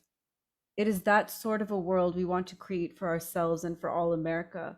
So this idea that beauty is not inseparable from the revolutionary process of creating a world with different values, of a revolution of values. And so there's no idea of beauty that's separate from that.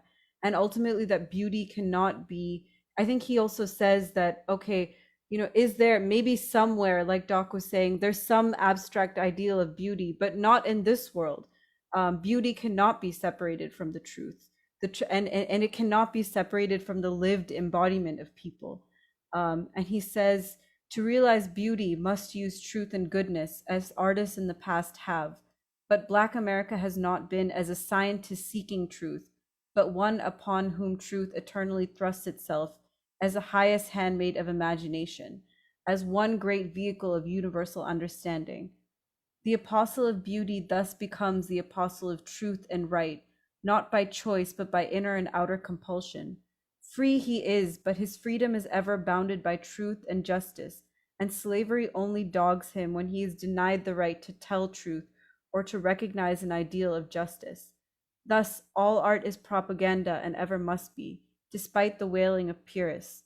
I stand in utter shamelessness and say that whatever art I have for writing has been used always for propaganda, for gaining the right of Black folk to love and enjoy. I do not care a damn for any art that is not used for propaganda, but I do care when propaganda is confined to one side while the other is stripped and silent. So again, this thing of choosing sides, art is propaganda. And unless art is in service of the truth, it's not beautiful, it's not real art.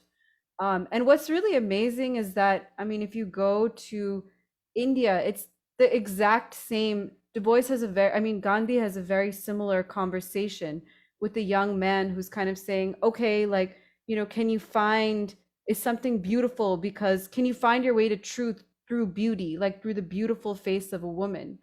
And Gandhi says you can't, because he says, all I see and find beauty in truth or through truths. All truths, not merely true ideas, but truthful faces, truthful pictures, are highly beautiful. People generally fail to see beauty in truth, and the ordinary man runs away with it and becomes blind to the beauty in it. Wherever men begin to see beauty in truth, then true art will arise. So in a world that's fundamentally untrue, you cannot have real art. In a world where you have people who are suffering from famine and disease, and what is something that's beautiful on the outside to them? The only thing that's beautiful is something that will liberate them, something that will recognize their beauty and their vitality, and something that's working towards liberation. And so just this common like epistemological idea of beauty, of truth, of beauty. Beauty is truth. I think that's just so foreign to the West, where I mean it's all commercialized. You know, beauty. I mean that's the logical conclusion of beauty is just the outward. Then you can sell it. You know, but this idea that beauty is something that's inherent to people and their dignity. And I think and the this tradition of Afro-Asian unity is really based on this understanding that beauty is truth, and that a cultural revolution means rediscovering these old traditions, these old ways to the truth, renewal of these old linkages between Africa and Asia, a redistribution of resources, and a redefinition of love to encompass the liberation of humanity. So Mulkraj Anand, who's one of the writers coming out of the Afro-Asian Writers Conference in Tashkent, which is also a product of the Bandung Conference and this call for this common cause of peace. And how can artists be a part of this? How can artists find their way to this? And he talks about this conference. He says, the conference was a movement in the direction of radicalism. Significant writers like Chinua Achebe and Wole Soyinka were in a sense products of the movement. If our writings are similar to theirs, it only means that the human condition in all the countries of Asia and Africa are similar. Most of them had just thrown away the yoke of imperialism, and millions of people were still living in poverty and wretchedness. This is the tragic heritage from the period of imperial exploitation, and can be ended only by a worldwide redistribution of resources, by the discovery of our suppressed cultures and renascent thinking and writing. The main point I want to make is that the progressive movement was an important departure in both fiction and poetry from the feudal heritage and modernity. The writers who criticize progressives don't understand there is a search for the other in all writing. The young man seeks the beloved and writes about her when he cannot find her. The same is the longing of the writers who speak about the need for solidarity with other human beings from empathy. So the personal love of the old writers has given way to the love of the people. And I think that's really relevant to, what Du Bois talks about Josie, the way just this love, this yearning for a better life for her, for a better life for all children. Or, in this book that Mulkraj Anand writes, Cooley, he writes about a little boy and just how curious and honest and just how full of life he is, and just how the world saps it out. And, that search for, the right to self-actualization, to understand yourself, to understand your place in the world, how that's just denied to so many people because of poverty, and just how ugly this is, and how beautiful their lives are, how beautiful they are. And so it's really just, this whole thing of, oh, there's just so many multiplicities and no, there's a truth that everybody is striving towards if they're striving towards liberation. And I just wanted to end with this quote by Baldwin from the writer's process. He says, societies never know it, but the war of an artist with his society is a lover's war, and he does at his best what lovers do, which is to reveal the beloved to himself, and with that revelation to make freedom real.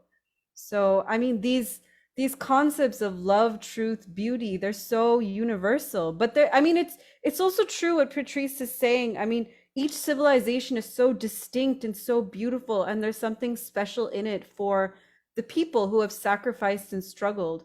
But there's this dialectic there of like, of what lives in the individual person and what lives for humanity. And yeah, I mean, art is the channel through which you explore these things and understand them. And Yeah, it's really horrible what what art and culture has become and how divorced it's been from people's actual struggles. But that's why we have to go to the past because I mean, all of us, we all listen to the music of the past. We can't listen. I mean, through it, we can't endure this music because it's just such a lie. It's such a lie about everything that we've learned. Yeah, yeah. So I just wanted to share those things, just basically what everybody's already said.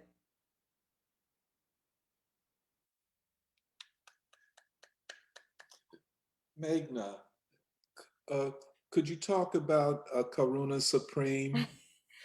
Yeah, yeah, I can just I don't know too much about the context of it, but I know it's a collaboration between John Handy, jazz musician John Handy, and Indian musician Ali Akbar Khan, and I think a few others, but they're both kind of masters in their own right. Ali Akbar Khan is really a giant, I know, in India, and it's a really beautiful album because you hear that kind of collaboration between and it's like it's so different. One, if you just heard one, you think this is jazz. If you just heard the other, you think this is like Hindustani classical, but together they just create something really new and they're almost like having a conversation with one another.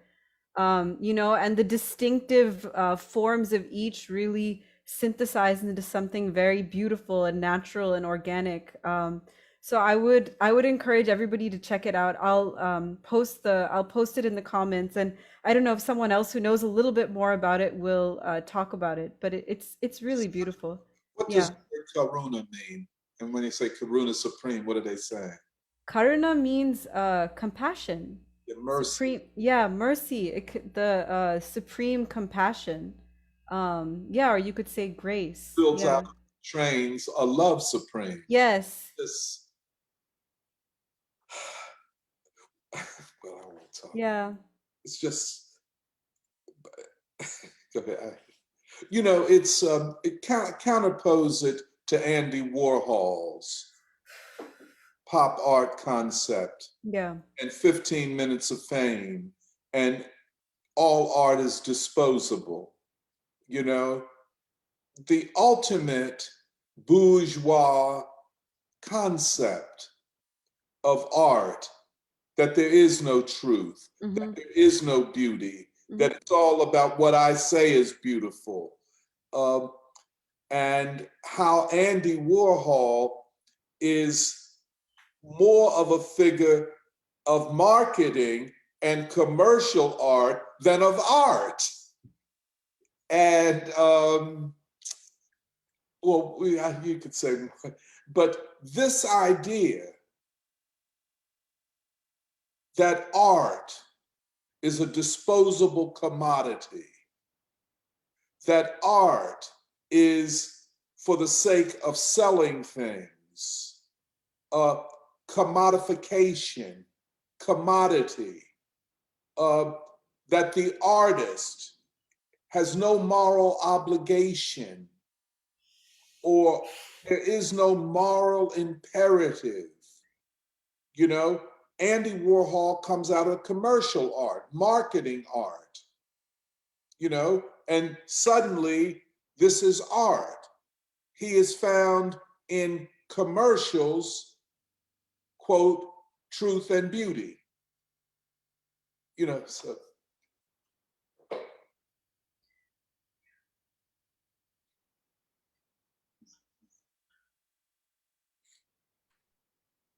Bring in some comments.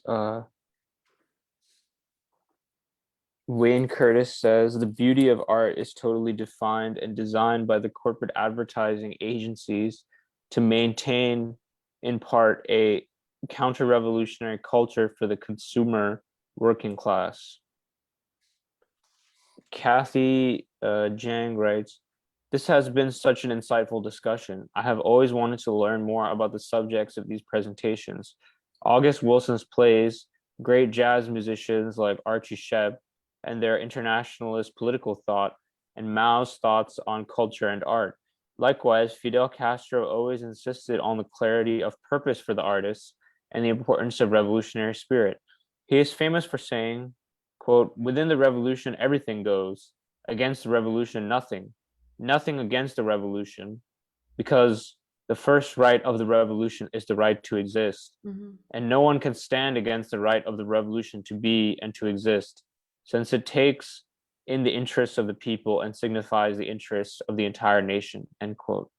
Although Castro is referring to the Cuban Revolution and Cuban artists in that quote, addressing an intellectual conference early in the revolution in 1961, I am just really understanding this better today through these presentations, because it's not just about artistic freedom as each person individually defines it on their own basis without accountability to the people and principles. It's that the artist must take sides, and the right side, as Robeson said beautifully.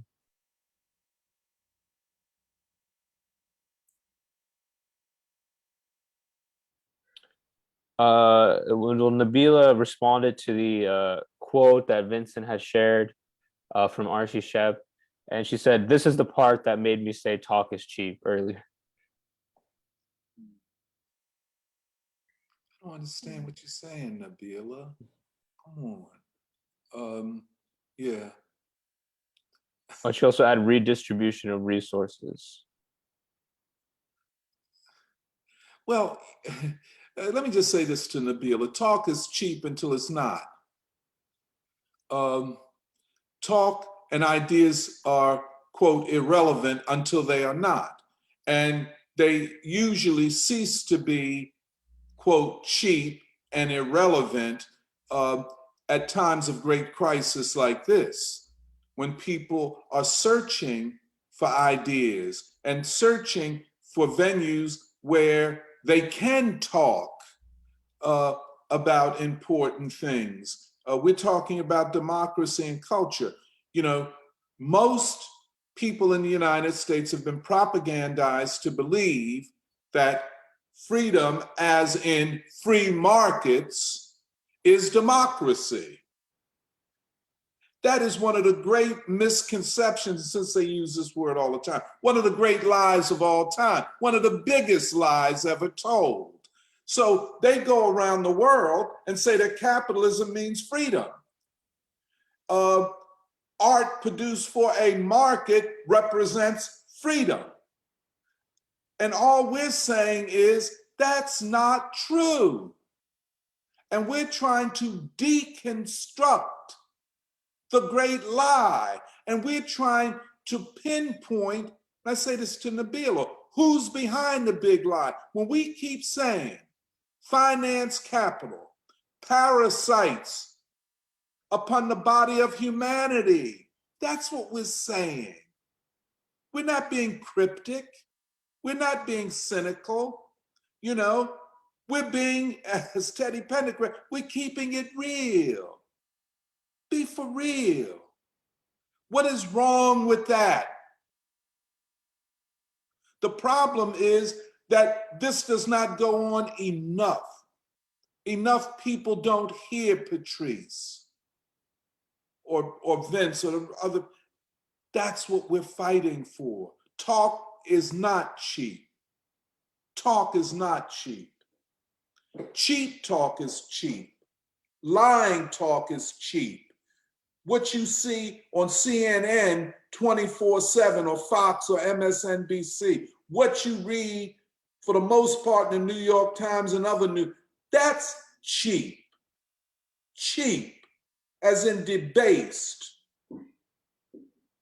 You know, so yeah. One thing I was that from Patrice's, what she was talking about is the livelihood of artists. Yeah. And this whole thing that, oh, well, you know, I'd rather artists just compromise so they can have a livelihood. But then she's saying, no, I want everybody to work. And I think that's also a beautiful idea for our times of, you know, giving people work and dignity by employing them as artists, you know, like the Works Progress Administration. And I know Michelle went to Detroit and saw all these gorgeous murals. But just that art is such a remarkable period in our history as well. Yeah, but just what a resource human beings are. And what this economy could look like if it wasn't overdetermined by finance capital, but if it was a human economy. Yeah. Yeah, we'll be hearing from Michelle in a minute about that, but I would also like to say that I think what Patrice was saying and the way she was describing, the three great artists, Du Bois, Robeson, and Baldwin, and the whole argument she was making about them having warrior spirits and not giving in to the oppression of society. It also made me realize that in a lot of ways, like to be an artist or an intellectual, it has to be something that's not driven at all by material concerns, because all of these great figures were basically willing to go for stretches of time where it may have an unstable livelihood, or they had to do something else to make their living, but that didn't stop them from what was really driving them inside.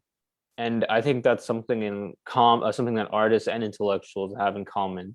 And I think that all over the world, you do find examples of artists like that. I think even today, although nowadays they don't have the platforms and they may not have the organization that they once had, but people who are still, regardless of the resources, regardless of the money involved, are finding ways to do their art. And certainly there's so much great classical art, if we define that broadly, including the classical period, but also the more recent periods of the freedom movements. There's so much for people to turn to and be inspired by, that a person can stay busy producing and reproducing and discussing and being inspired by that artwork. And I think similarly for the intellectuals, the same way that we constantly critique the university and the media for not really giving serious intellectual work any space. But however, we are also finding and constantly doing intellectual work despite those constraints. So I think that is the spirit of Robeson and Du Bois and many of the other figures who we've discussed today. I just want to say, actually, oh, go ahead. I just want to say one thing, just to like gush a little bit. I mean, because the Jeremiah's quote from Black Reconstruction, it just helped me realize like Du Bois's writing is just so beautiful. And it really is because of that search for the truth, like the truth and the beauty of these young women like holding their hands to the sky. And that image is just electrifying, as few images can electrify, because it's just, yeah, I mean, and just in that way, to me, Du Bois really is an artist because he's just such a channel for truth. Um, yeah, I just wanted to say that because I was feeling it so much before we go to your And I presentation. just wanted to congratulate you on your article, Meghna, on Gandhi. And it's so very, very important. And it's, you're in that tradition. I know you are trained in classical Indian singing, and you do a little dance too. But I saw you, But but that article and the courage that it took. You mentioned that there was some blowback, and you didn't tell me. I Oh tried. yeah. Sorry. I was thinking of what to say because it's just people have really made up their minds, and like just you do the work of thinking and going through it and really searching for the truth. But some people just don't want to hear it, for whatever reason. And it does get a little discouraging. But I mean, it's no different than everything else. We search and we put the truth out there, but a lot of people just don't want to hear, or they're not interested, or there's something in them that they're not ready to face yet, which is more likely. And so, yeah, it can get tiring and frustrating sometimes, but I think that's why this community is so important. Yeah, and I almost felt bad for feeling like that, because I was like, well, we all soldier on every single day, knowing we're putting out such unpopular ideas. But yeah, I mean, it does get overwhelming sometimes. But this community is very. I mean, I don't know what I would do without it. Yeah, because I just wanted to say, I mean, that's a big part of what Patrice was talking about Yeah. today. I mean, can you imagine Baldwin? You know, at times he wanted to throw in the towel. It was just too much because he took his responsibility as an artist and an intellectual super serious. And everybody wasn't down with him back in the days. And he had to process it. You know, you take the thing with Eldridge Cleaver, right, you know, who said he wasn't a real Black man because he was gay. And that was not unusual in his life. But that's, you know, and of course, Robeson. I mean, he was almost broken on the wheel of life, almost broken. And thank God he had the sister that he had here in Philadelphia who cared for him, gave him a place to live. This is after his wife had died. I mean, you know, anybody that thinks the life, the intellectual life, or what in the universe they call the life of the mind, which is not their life of the mind, anybody thinks this is easy and just talk, I would invite them, you come on and get down with this and see how long you last. You know, this is the long march, the long game when you deal with ideas and ideological struggle. And like you, Meghna, and you do it out loud. You do it out loud. And I'm certain there are not many university professors, Indian or otherwise, who come to your aid and comfort when you're under attack.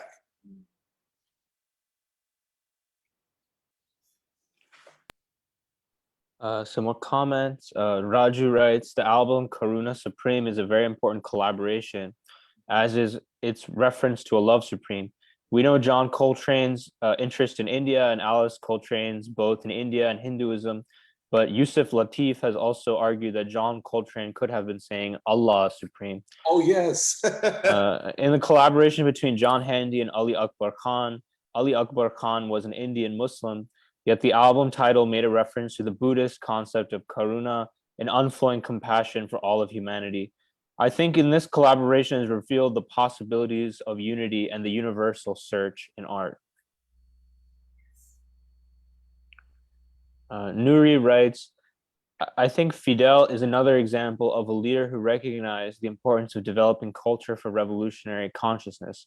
In his 1999 speech, The Battle of Ideas, he discusses the difficulty of the ideological landscape and reflects on the Cuban Revolution. He said, quote, but the imperialists have been unable to defeat a united people, a people armed with just ideas, a people endowed with a great political consciousness, because that is most important for us. We have resisted everything and are ready to continue resisting for as long as necessary, thanks to the seeds planted throughout those decades, thanks to the ideas and the consciousness developed during that time. This has been our best weapon, and it shall remain so, even in nuclear times. Human intelligence will always be greater than any of these sophisticated weapons. The defense doctrine of our nation is based on the conclusion that in the end of our invaders, it would be hand-to-hand combat with the invaders, end quote. I think this is similar to how after the Long March, Mao came to the conclusion that the most pressing political question to be clarified was that of culture, ideas, and unity around principles for the revolution. In the end, creative human intelligence, ideas, and culture are more powerful than simple military or material force, because humanity is the greatest force.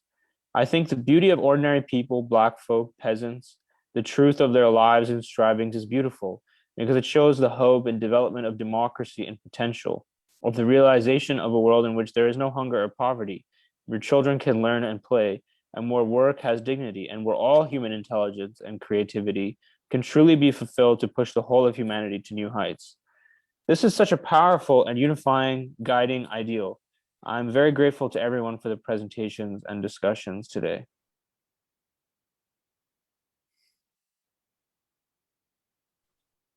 Nabila responded, saying, I like the Castro quotes that were read. Maybe Shep was, I think she's trying to write comfortable, is misspelled, comfortable calling things Black.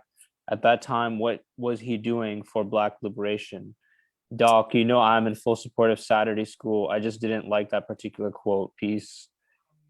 Nabila, that's Nabila, let me just say, Nabila is my great friend, longtime friend. But Nabila, you got it wrong. That's not what Shep was saying. That was a poem. He was saying that we're all one in this struggle. He sees in Ho Chi Minh himself, you know, Baldwin's concept of the mirror. Nabila, just be a little more, just think about it a little bit. Just think about it. That's all I would say. And Shep was doing and has done a lot for Black liberation throughout his career.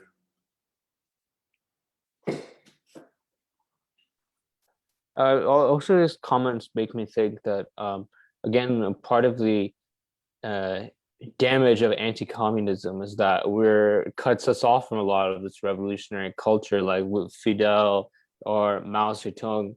And you know, part of what really amazes us, should amaze anyone about all these great revolutions and freedom movements is like Nuri was saying in her comment, like the triumph of the human spirit. Like the Long March and the victory of the Chinese Revolution would have been impossible without that consolidation of the human spirit, without that ideological clarity on these big questions. And certainly culture, it seems, played a huge role in that. I recall from reading Edgar Snow's Red Star over China that the People's Liberation Army, or the Red Army at that time, had a separate cultural wing, and particularly they would perform the traditional Chinese operas, or an updated version of those operas, through that incorporated ideas from the Communist Party. And that was something very significant in boosting the morale of people and in the struggle against the Kuomintang and the Japanese and all the Western-backed forces. And similarly, you see similar examples elsewhere in South Asia. The Indian People's Theater Association also, which was doing some very similar work in raising people's consciousness. And of course, in the Cuban Revolution, the things that Fidel says about the ideas. And it's very interesting at ideas. I think ideas and intellectual work, we could say intellectual scholarship in a radical sense, both kind of go together, both play off of each other. The best art is incorporating a lot of serious history, sociology, philosophy, and similarly, the best history, sociology, philosophy, etc., feels very artistic, like someone like a Du Bois writing. So yeah, they're both very important, and both of them, I think, in America have been very much damaged by anti-communism and cutting off the American people from those great traditions. I mean, not to mention the revolution traditions within the United States, a lot of which have been smeared and marginalized because of anti-communism, as well as other reasons. Yeah, and just the distinction. Oh, sorry, Michelle, you go. Okay. No, I also just wanted to say, I think that point about the relationship between the intellectual and the artist is really important, and the dialectic between the two, because like, you know, on the importance of ideas, this ideological clarity that we're trying to forge is so important, because it gives young artists and artists the opportunity to take a side where they might not have even realized like that is a possibility. And like what you were saying, Jahan, I think that's where a lot of great art was able to be produced. Like even Marvin Gaye's What's Going On, which celebrated its 50th anniversary recently. Like he came up with that album after a member of the Four Tops like brought the lyrics of What's Going On to him, you know, and like planted a new seed in his consciousness. And then Marvin Gaye like developed a whole album around that concept, even talking about like his brother coming back from Vietnam, talking about nuclear destruction and like Mercy Mercy Me, and how it was going to affect the world environment. And when people think about Marvin Gaye's artistic career, like that is his like masterpiece album, you know, which completely changed Black music at that time. yeah, it completely changed his trajectory. And it's so special that like he was able to take that side, you know, where he himself may not have thought to in that like at that particular moment. And I think something else that Black artists of that time said, that that album clarified to the African American like musical community that this was a time to take a side. Which side are you on, Vietnam or not Vietnam? And it, for me, it held so much to like King's speech, why oppose the war in Vietnam, or like Muhammad Ali taking a stand against the Vietnam War, like calling to the people that there is a side, which side will you be on? And that being so, like so pivotal in world history. Yeah, and then I also thought of an example of someone like Lily Ye, who you brought up at the start of Free School Doc, and how she was always a remarkable, sensitive, like, you know, vibrant artist, but really it was after she went to North Philadelphia and was brought in by Ile Ife, the community, you know, the legacy and the tradition of the peoples and their struggle in North Philadelphia, that she was able to like really take a stand with her art, and it reached a completely new standard. And like I think that that was her best art, you know, her best art came out of those like 18 years that she spent in North Philadelphia. But it being so remarkable that like as a talented artist with so much potential, someone gave her the opportunity to like take a stand, you know, on the right side of history and like for the people. And yeah, it also makes me excited and see the importance of what we do at Free School, because, you know, we talk about Philadelphia as a city where there's a lot of like burgeoning cultural movements. There are a lot of young artists who flock to the city, who move from other places around the country, but like they're going to need ideological clarity to like really do something with their art. And yeah, you know, when we're calling for peace and calling for democracy for the people, you know, like I hope young artists are listening. Like this makes a really concrete difference for like what the artistic landscape is.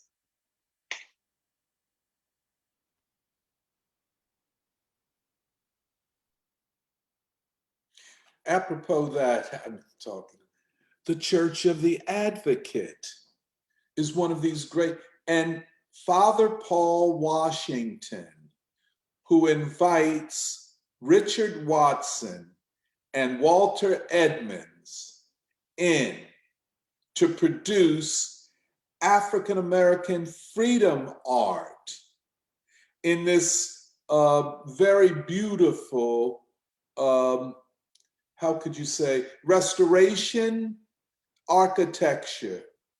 And you know, Richard Watson told me their first thing was they wanted to paint the murals on the ceiling of the Church of the Advocate, like the Sistine Chapel in Rome.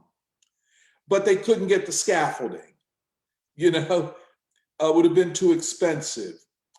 But apropos what you said about the Four Tops bringing the lyrics to Marvin, it was the collaboration of Father Paul Washington, an advocate of liberation theology, meaning Black liberation, women's liberation, poor people's liberation, and these young artists. And today, and that's why the Church of the Advocate must forever remain open to the people. It cannot be gentrified. You know, it must be that place where people can experience this monumental art and at the same time discuss freedom and how they move forward. This is a great struggle, by the way, in this era of gentrification.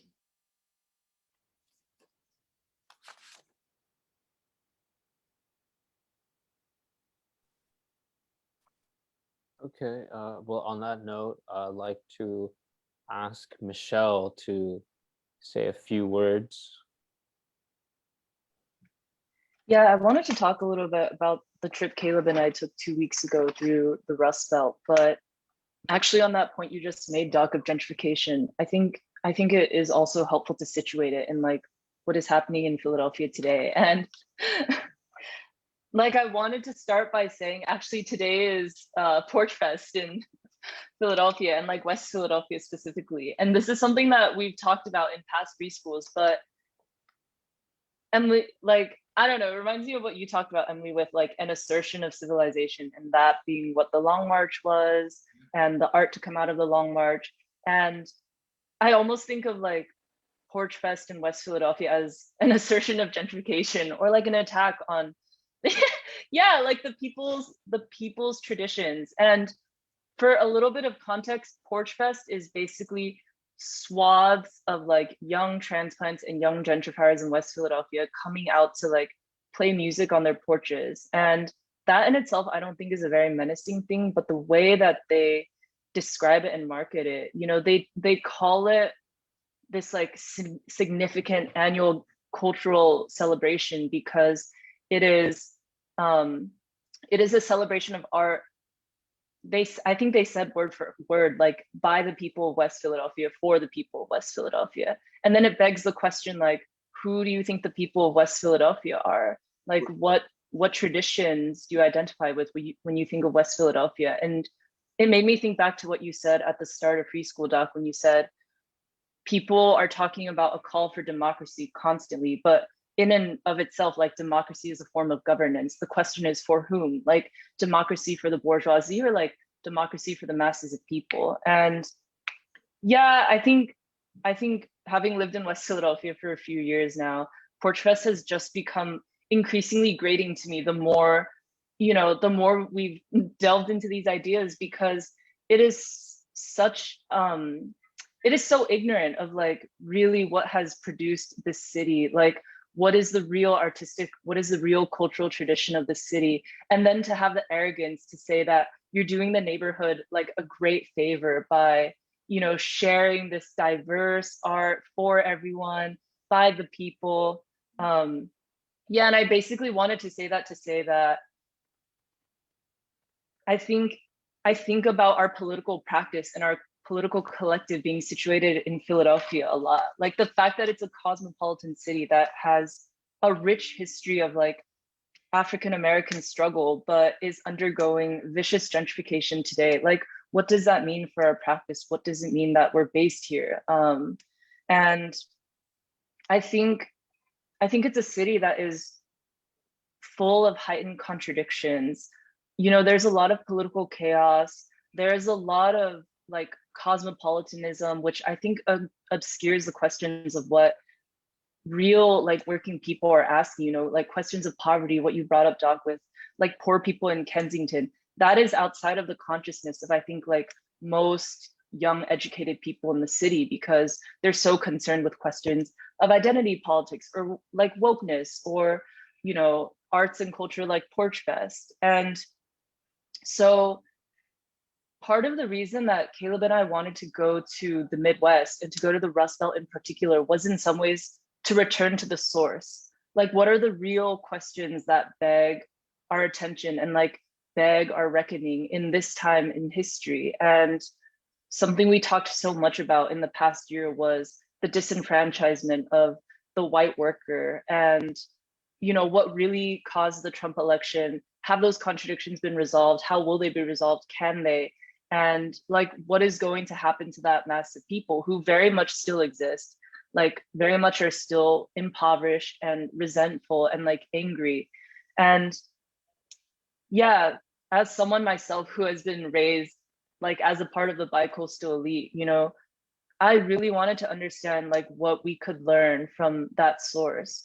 And I especially wanted to know what we could learn about what the real identity or like the real culture and the traditions of the American worker are. So that was a little bit of like, yeah, why we went to the Rust Belt. And I wanted to talk a little bit about what I thought was important from what we saw and how it clarified for me, you know, what we see in Philadelphia today. And I think I think I'll start around like this idea of the traditions and the culture of the worker who, yeah, even that concept of the worker is interesting because I think in Philadelphia today, and any cosmopolitan city or like in academia, in mainstream leftism, activism,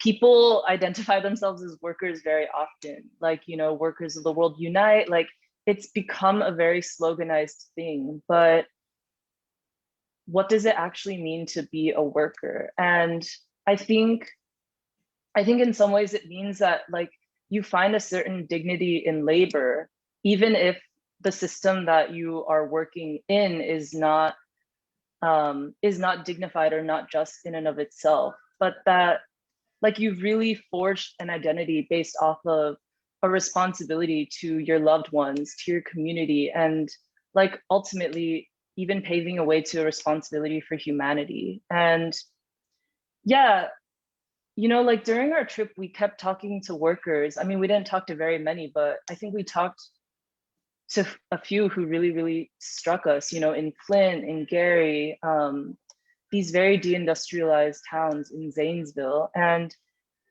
something that really stood out to us was, yeah, like once again, how dignified they were and how secure they were in themselves. And you can contrast that against, you know, what you see oftentimes in West Philadelphia, which is people who dress very loudly, people who, you know, have a ton of tattoos, have neon hair, etc. And I think it's almost like a neurosis, which is produced from like not knowing what your values really are, but then also seeking validation from like mainstream cultural institutions. And in some ways, these workers who we met were very much the opposite, where they were dressed so plainly, looked completely ordinary. But if you talked to them, they were so open in sharing the tragedies and like the trials of their lives. And I think it goes back to what Emily, like something you've often said that I've thought about, which is, you know, what Du Bois has said, the drama and like the art of ordinary life and the beauty and the suffering and all of that being intertwined.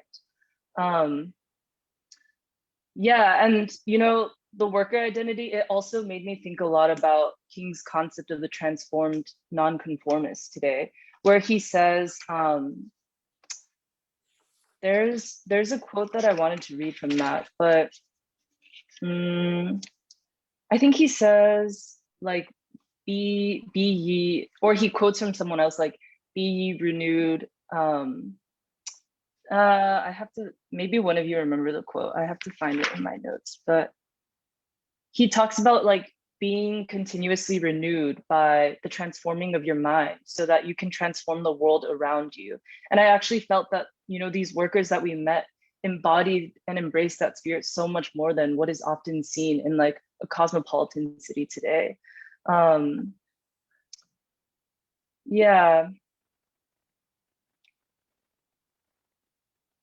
Oh yeah, and then the other thing that really stuck out to me is in King's speech in Transform Nonconformist, he talks about how like the people who change society have to be called to the empire of eternity instead of being trapped in the colony of time. And I actually think the workers that we met embrace this spirit so much because being from these deindustrialized cities, they've seen cities like Gary, you know, great flourishing, you know, of African American arts and culture, like you said, Doc, where the Jackson Five came up, you know, where they worked in the steel mills, and to have seen all of that collapse.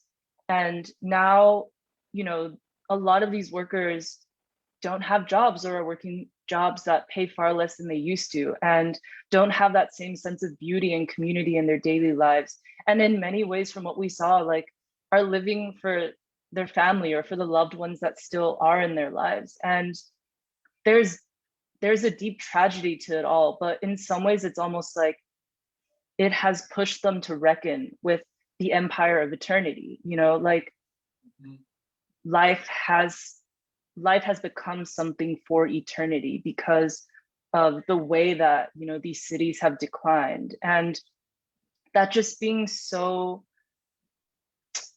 there was just such a deep clarity about it, which is like absent from the youth of this cosmopolitan culture where everything is about like what you can do now, you know, hopping from one city to the next, or like I don't know, it was completely different. Like these people who had just stayed in these towns and watched them go from their great heights all the way down to like severe economic depression, severe deindustrialization, all these abandoned buildings, but still they're there because they have family there, because they have a sense of like memory and commitment to what the city used to be or what the town used to be. And yeah, it made me think about like how when you're called to the empire of eternity, you're also committed to raising like the ideal of humanity, because you recognize that life in itself is tragic and you won't be able to, like you won't be able to have a perfect life. You won't be able to have like fulfilled all of your dreams in one life. And so, you devote yourself to making life better for your children, or even extending it to like Du Bois's immortal child, like really raising the ideal so that the future can be better. And I feel that this spirit was so much captured in what we saw in the Rust Belt, like among the ordinary people, in a way that I think cosmopolitan cities, or like a lot of cosmopolitan culture, could really like draw a lot from. Yeah, I think there's a lot more to say, but maybe I can pause there. I also did want to talk about Diego Rivera's like murals a little bit, which we saw at the Detroit Institute of Art, and he had been commissioned to paint these murals in the early 1930s by someone in the Ford family, I believe, and and so he painted these murals as a tribute to the workers of Detroit and Detroit industry in particular. And it was so beautiful because, like we've touched upon in this discussion, workers and common working people under identity politics are very degraded. They're not given a sense of dignity, and they're just interpreted as victims. And that's interpreted as like, oh, that should be good for the worker because I'm seeing the oppression you face. But instead, Diego Rivera, like a genuine revolutionary artist, he kind of flipped it on its head and said, this is the tragedy and the strife and the toil of the common worker, and this is the beauty and the complexity and the possibility of it as well. And I think that spirit is really captured in his murals, which are so complex, like so detailed, so colorful and vivid.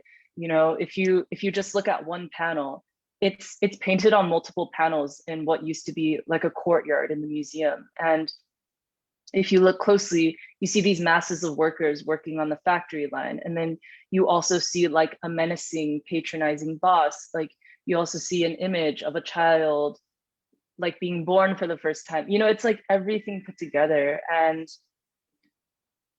yeah, it was really beautiful to see that universality which he captured. And really seeing the dignity and the possibility of the worker, but then also honoring the struggle of the worker. And that thing about the struggle, there is dignity in not retreating from the struggle and being a part of the struggle. And that is really something to find dignity in. I think that spirit is just it's so important for like people to know today.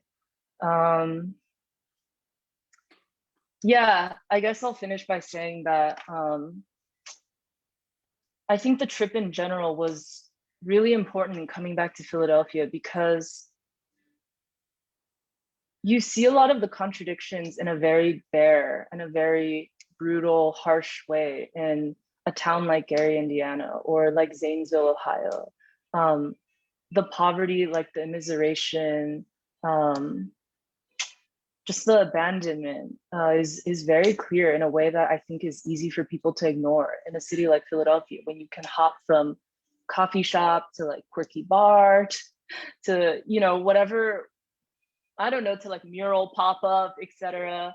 But I think it is our task to continuously keep our ears close to the ground and ask, what are really the problems of the city at this time? Like, what are the problems of society? Who are the people who are calling out for peace and democracy and human uplift? And going to the Midwest gave me a sense of how that is especially difficult for someone of my background.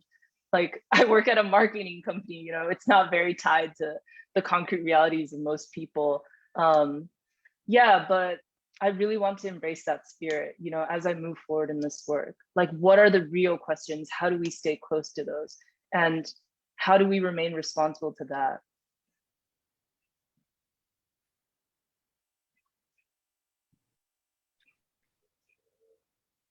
Thanks, Michelle. Jamila has also joined us. But I also wanted to add the pictures that Michelle uploaded on Facebook of her trip are really beautiful, and I'm really glad that she shared them on her wall. I would recommend everyone check those out just to get some of the visuals of what she's talking about.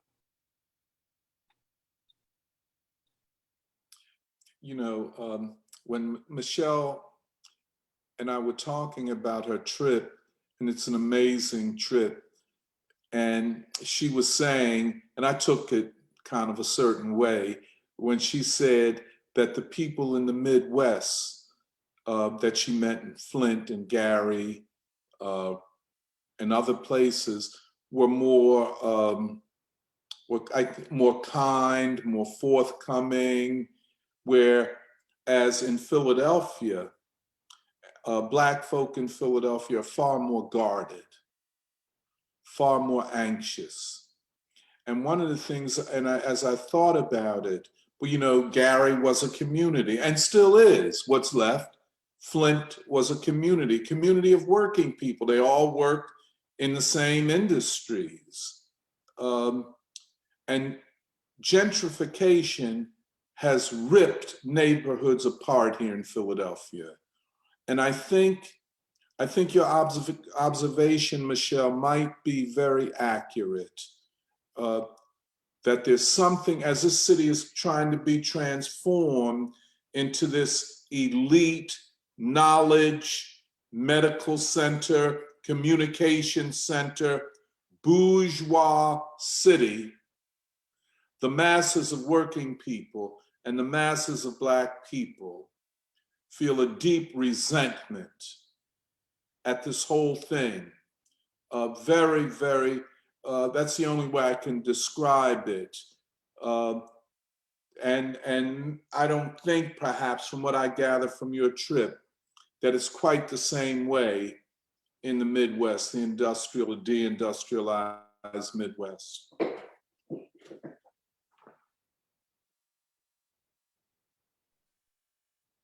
I can read a comment from Sophie Hurt. She writes, "Thank you everyone for this discussion. I'm moved by what Patrice said about ordinary Black life needing to be documented and seen as art, for it embraces the beauty of humanity and the importance of struggle for unity. Promoted by what Michelle is saying, the commodification of and attacks on Black life and Black art by gentrification and queer art is devastating to see today."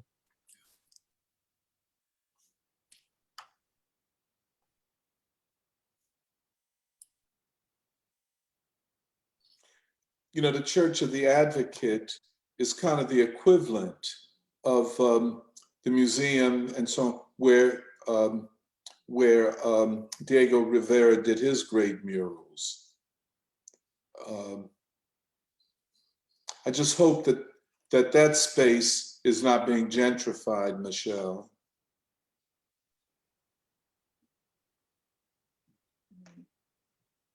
Well, I think we had talked about this a little bit as well, Doc, but it was really interesting to me to see what gentrification looked like in a city like Philadelphia versus in the Midwest, where even a city like Detroit is, I think, severely, much, much more vacant than a city as dense as Philadelphia. And so the gentrification has a very different flavor. I don't know if it's because it's an earlier stage of gentrification or if it's fundamentally different because Detroit is it's like magnitudes larger than Philadelphia. But I think I agree with you that like the Black community or the Black people of places like Gary or even Detroit, there still seems to be more of a sense of dignity and like a security in what traditions they have come from and like who they are as a people. And I wonder, I wonder if it was because of, once again, like all of the rampant ideological stirring of the pot that has like come with gentrification in a city like Philadelphia, where even with the Black community or like these poor immigrant communities, you constantly have like nonprofits or organizations like PSL like literally going to your doors and telling you that you're a victim or that like you need charity, instead of restoring. I don't know, I just think there's a lot of this like victim and charity narrative that is enforced a lot between like educated people and the working people of a city like Philadelphia, which has really distorted a possibility of principled relating to one another, which draws upon like the mutual respective like progressive traditions of each. Instead, it's always this trope of like, can you give me money? Like your role is to give me money. And something that was also significant to me when we traveled in the Midwest is that no one like ever asked us for money. You know, we might talk to someone on the street for a few minutes, but yeah, it never ended with like, oh, can you spare some change? It never began with like, can you spare me a few dollars? Whereas it almost feels like it's hard to break out of that paradigm in Philadelphia. What you said, well, first of all, I was thinking of Eric Adams, how the mayoral candidate of New York, how he said, these people come in and displace even our conversations. And I thought that was such a good way of putting it. And even the way he's saying it and how much support he's getting. But recently for my research, I was reading the plan of Philadelphia. I was reading both the citywide and the North Philadelphia and the West Philadelphia district plans also. And they do emphasize so much this thing of community input, community input, community input. And I saw that in the North Plan, it was actually brought up the tensions between universities and surrounding communities. And even they said, okay, well, we're going to commission a study to see the effects on homeowners. And so I emailed the people in the planning department. I said, can I see the study? What have you found? And their response was basically like, we didn't have the resources to carry this out. And then also that someone else responded, and someone who I know is part of a socialist group in Philadelphia. And she said, I'm not really worried about the homeowners. I'm worried about the renters. And it was just like, who are you to say what is worrying and what is not? And, you know, who is marginal? I mean, you have no idea what you're talking about. But this person is in the planning commission. She's literally planning the space. And so it's just this, I could see why people would be so angry at even like people who are nice and well-meaning, but they are the ones who are the most oppressive. You know, it's not even, you know, it is that I see what you're doing, you know, yeah, it's a real tragedy. But that's kind of the way it works, I think. So that I think that goes off. Maybe in other places, they don't have this class that's come to make its money off of the problems of, you know, these big post-industrial cities. I think somewhat related also in looking at Philly is, I thought when Patrice referenced that Raoul Peck quote about the three institutions that, like, in some ways you can say the people need, but also you have to watch out for when they become corrupt or contaminated or degraded. The schools, hospitals, and cultural institutions, those three. I thought that was really like apt or precise, but also kind of got me thinking, because like in a city like Philly, you can look and say, like, I mean, I would also say homes, like schools, hospitals, cultural institutions, and also like you could say like community structures or homes or something related to that. But like here in Philly, you have the public school system that does not have a lot of investment. The schools are kind of have gone haywire. But also, like at the other extreme, you have big universities, big hospitals that don't actually serve the community, don't serve the people, and are actually misleading and miseducating and contributing to things like gentrification, and actually represent the largest, like if you do an analysis, I think like an economic analysis of Philly, they're some of the biggest employers, which is in the hospitals too. And it reminded me also of Henry Nicholas, because he, like, former president of 1199C, which is a healthcare workers union. And it's the sister union of my union, 1199P, which represents, I guess, Pittsburgh, you could say. But Henry Nicholas, there's one outstanding strike they did where I think it was Temple University Hospital, where the workers who went on strike, they weren't going on strike for a contract for just higher wages or anything. What they were arguing for was a strike. They were going on strike to say that the ER that they work at and serve, you know, the aides, the service and tech, they were going on strike because they wanted the hospital to mandate that any person from their community in North Philly, if you're going to the ER, you should be served free of charge, you know? And it's like, it's totally different than strikes today where like there's this idea that workers just go on strike for themselves. But here you have an example of a great, you know, one of the, a super influential, really great union of workers who live in North Philly, work at this hospital because it's a huge employer, along with like, I mean, University of Pennsylvania Hospital, Children's Hospital, I think Philadelphia, CHOP, along with TJ and a lot of other hospitals. You have these workers like who live in the community, probably own their houses, and they're going on strike at their own employer saying, we think people in our community should get critical care free of charge. And I think I'm having a hard time connecting all the dots, but I think it's related to also like what you were saying, Meghna, and also Michelle, the analysis you're starting to bring up too of gentrification, how it's related to also like the effects on the city, specifically the Black community, and also how it affects the movements that come out of a city like Philadelphia, and how it also affects people's livelihoods and the future of the city.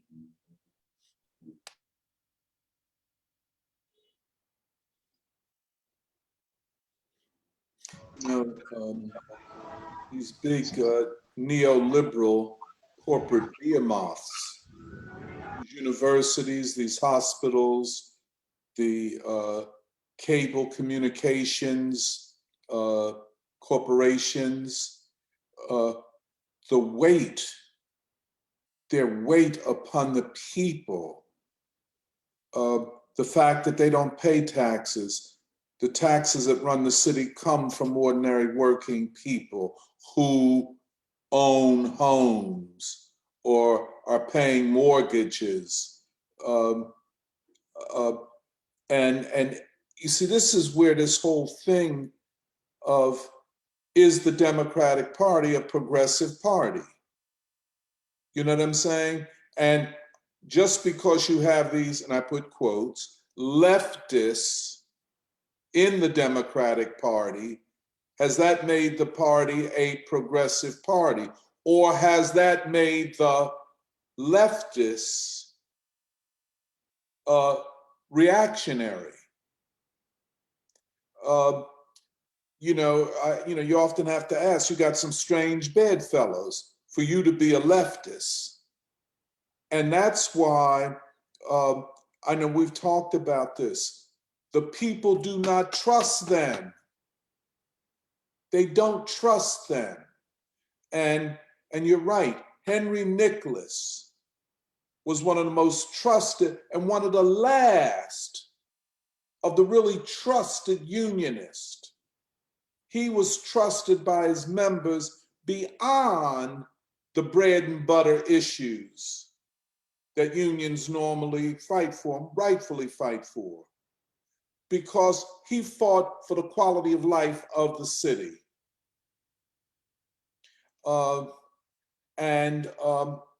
His union has been overwhelmed. Hahnemann Hospital closing down, St. Joseph's Hospital closing down, the nursing home industry, which is very difficult to organize. And I mean, just so, but all of this in the name of a quote, progressive city is conspiring against the working class and the Black working class of Philadelphia. And the people, frankly, I've finally begun to get my head around, the people are resentful and angry and don't trust anybody. It's and you know, just one last thing. You take Larry Krasner, the most progressive DA in Philadelphia's history, but he got a problem. He has problems. He was reelected, you know, runaway, got most of the votes in a very relatively small turnout. But here is the problem. What about the violence in neighborhoods? You know, he does not have a way to address that problem. He doesn't know that problem in his bones. He doesn't feel it. And, but then again, I don't know if a DA can solve the problem. Violence goes with gentrification and poverty, the uprooting of communities, the collapse of public education, a dirty city, a ugly city, the violence affecting the ordinary working person is not just the violence of the police or not just gun violence. It's the violence of vermin and dirt and uncared for communities. People feel that and they don't like it, especially as their taxes go up. Yeah, and the whole property tax rehaul, it's gonna just affect homeowners, and these nonprofits are not even taxed. And there's some BS law that you have to tax homeowners the same as you tax businesses. And so this huge burden, suddenly overnight, these homes become 400,000, 500,000. It's really horrible. But yeah, I mean, this thing about beauty also, that's so relevant to gentrification because the kind of buildings that are springing up are so ugly, just so ugly. And these row houses, especially the ones that are kept up by communities, like these people just holding on and making the places they live so beautiful, planting trees and flowers, and that's beautiful. That's a beautiful city. That's right. But if you don't have that understanding of beauty and aesthetics, I mean, you don't know what you're looking at. Yeah. You know something, Meg, is very interesting. This relates to what Emily was talking about with Mao. Yeah. You know, a lot of these young gentrifiers think that they have beautified the city just by being. Yes. Yes. Yeah. Their Yep. white skin Yeah. is beautiful, Yeah. and their white talk is beautiful, as against the ugliness of Black folk and the ugliness of Black speech. They think, and this is what is so, just so, I don't know the words, it brings forward such contempt for them. Their attitude is that they are bringing beauty by just being here. And that's not so. But it's Mao's point. Yeah. That the beauty is not in these petty bourgeois and bourgeois standards. The beauty is in, you know, the hands and the lives of the ordinary person. Right. Yeah, and that's the whole technocratic talk. These people will bring resources back to neighborhoods. They will bring investment. They will bring money that will go to local businesses. I mean, why don't you give the people who live in these neighborhoods jobs and good schools? I mean, anything but that, anything but that. Everything else is on the table except just the basic decency that a government can do for its people. I mean, it's just. Yeah, and that's the struggle that unites.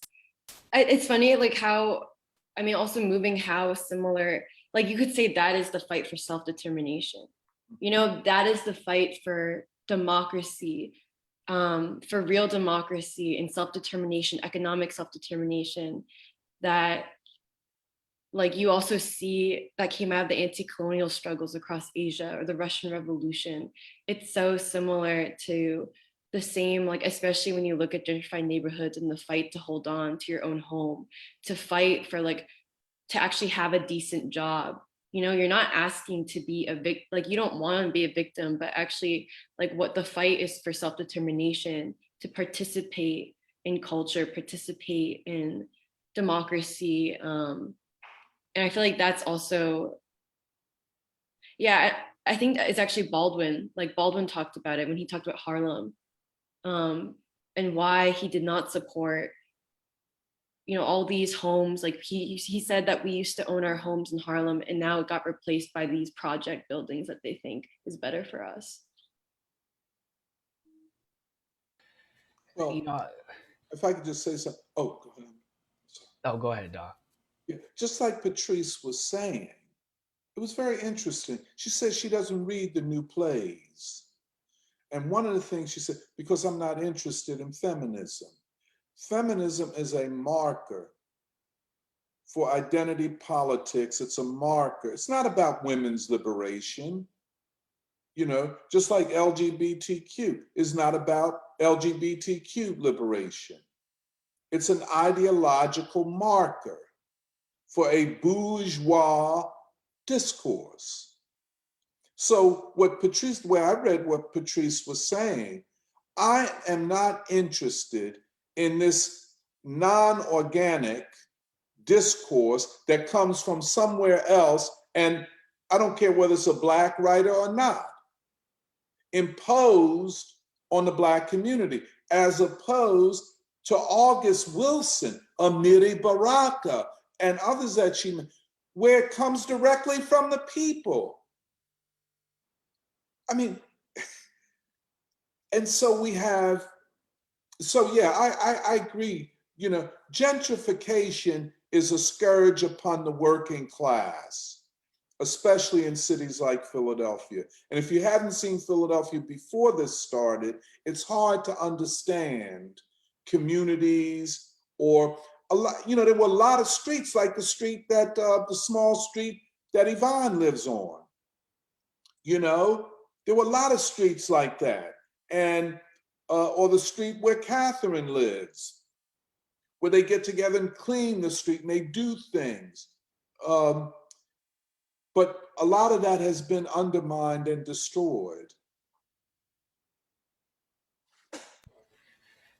I think with this discussion, just connecting the sort of urban and ideological elements of gentrification, I mean, this is not really discussion that's being had anywhere else. And I think it does relate in a way to something that came up earlier in our discussion of art so really, what is a classic, or what are the classics? Because I mean, of course, academia loves to attack anything that is considered classical or canonical or the canon.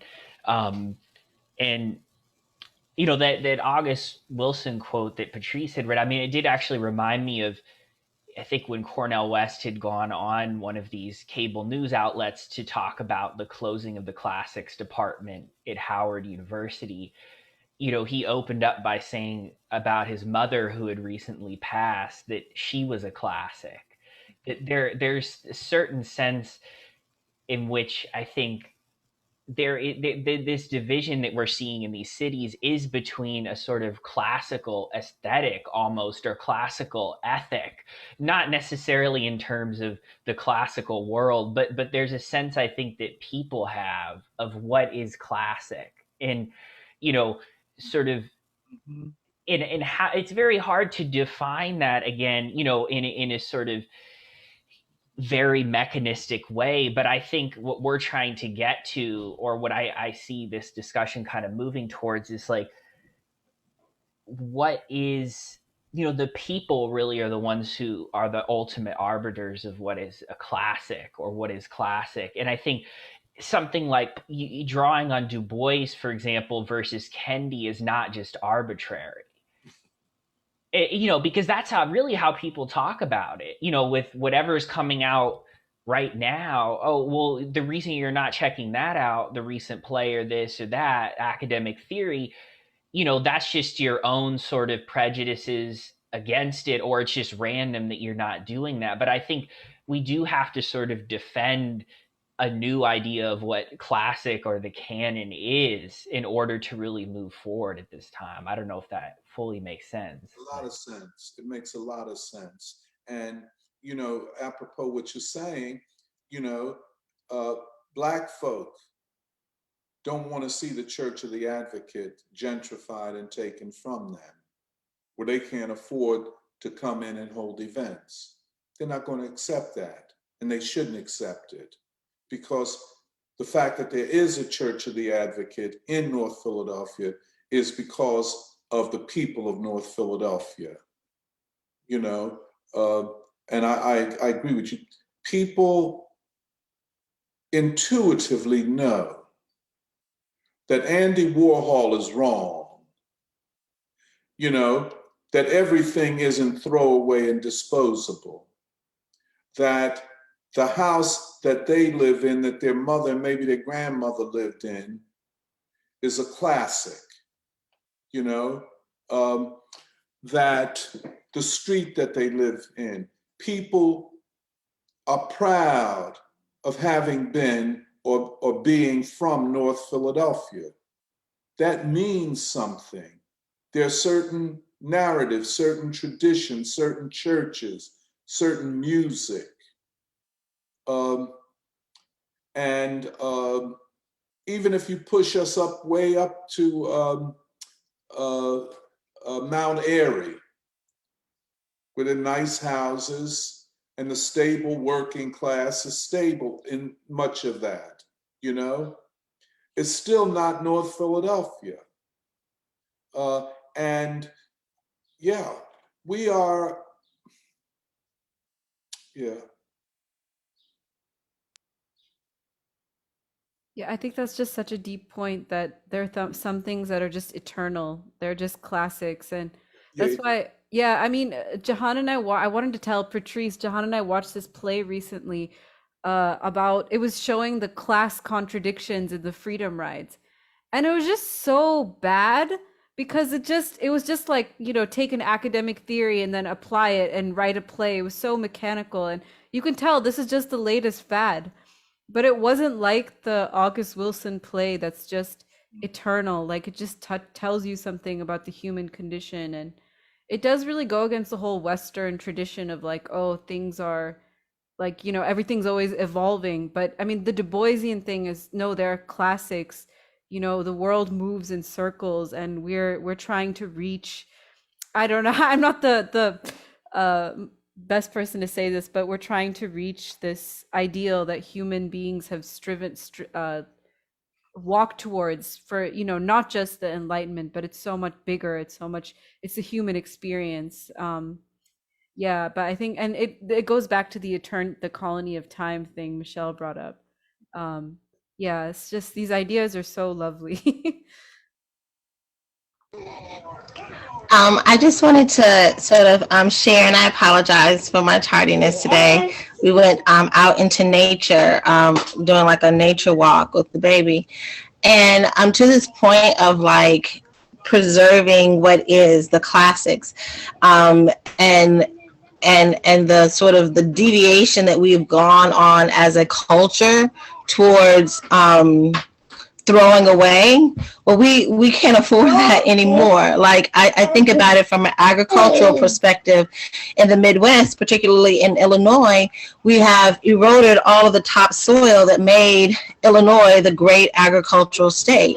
And now it is time that we preserve, you know, our return the prairie, adding back native plants and things like that will replenish the earth again. I mean, it really wasn't until the 1940s and the 1950s that we'd started industrial agriculture and just literally destroying and throwing away a planet in this short-sightedness that we're now having to deal with the ramifications of. It literally takes 20 years to restore a couple of inches of topsoil that took like hundreds of years to create. And so, you know, and I just wanted to share, and I've been wanting to share this for a while, a moment, but there's William DeVoe, Be Thankful for What You Got, that album. I only knew the song that Curtis Mayfield had done. But the whole album, 1974, And there's a song, the first song on the album says, give the little man a great big hand. And like, you know, blood is thicker than water. Like we have to be focused on love, and it's not, you know, just about these superficial relationships. And, you know, we are his children. It's such a phenomenal album that to the point of the classics are so eternal that it speaks to this moment right now. So me re-engaging William DeVoe's album has reinvigorated my love for the people, because he just speaks to, like, you know, give the little man a great big hand, the working man. You know, it's not the man, you know, behind the desk that's important. It's the little man. And this was the content, this was the music of the 70s. While we also sort of juxtapose that with, you know, the consumption and the throwaway culture. And so, you know, there are things about the classics that we have to hold on to. And I think about Du Bois in his soliloquy, and he just, you know, says that, he just talks about, like, you know, I may not have gotten it all right. There's some areas that I still have, you know, that I've still yet to uncover, that the future is supposed to do. And I think that's, you know, how we are to engage the classics, is how do they sit in this moment, and how do they inform this moment that we're in. But yeah, it's just so important that we hold on to our traditions, because the last 50 to 80 years has been probably the most destructive in human history. And we see the evidence of that today.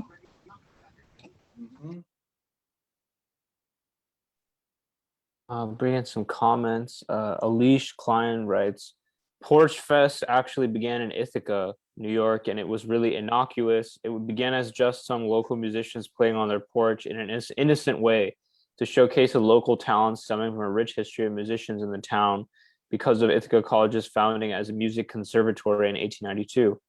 However, it seems that college students coming through the area have taken the idea and ran with it as some utopic, quote, community building concept they can take to the gentrifying cities of their choosing as they erase the existing community.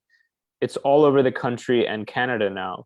Not sure how it spread, but it just doesn't seem organic at all, spreading from a small college town in upstate New York to all these cities with rich histories of their own in just a decade. It reminds me of how these Instagram/Facebook driven movements spread. Actually, the funny thing is, at this point, all three places I've lived as a young adult all have Porch Fest: Ithaca, Somerville, Massachusetts, and West Philadelphia. And in Somerville, I was at a record shop. And so Somerville, Cambridge is interesting in Massachusetts because if you go back, it's mainly working class white, like white ethnic, and then Black people, a lot of Irish Americans in Somerville/Cambridge. And I was at a record shop once, and the guy was this white guy who had lived there. His family had lived there for years upon years. And he was talking about how the area had changed because of the universities, Harvard and MIT. And he said, he was like, I get sad because back in the day, we used to play records like Bill Withers' Lean on Me, and we used to play jazz out of our porches on our record players. And now all we have is Porch Fest. So it's just kind of funny, the similarities.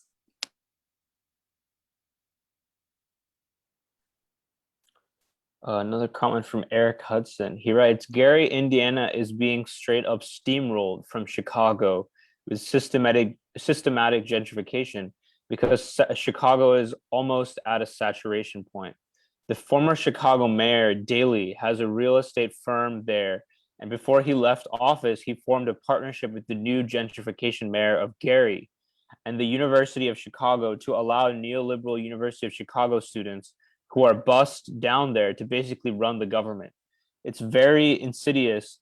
Gary is 20 minutes away by rail, and of course, it is right on the lake. And he actually shared a link to this University of Chicago program. It sounds pretty crazy. Elish added, such a beautiful free school today, thinking about the importance of mentorship for young artists, brought up by Patrice and Vincent. It worries me that so many young musicians are shrinking away from mentorship and even collaboration with their peers, with their highest aims being expressing their subjective experience of life. alone in their rooms on their computer? Who is reaching for something higher, something that endures? How can you make art for the people if you don't talk to the people? Your trip to the Rust Belt was so important, Michelle, showing young people the way to learn from the people and choose who they are making their art for. Thank you all.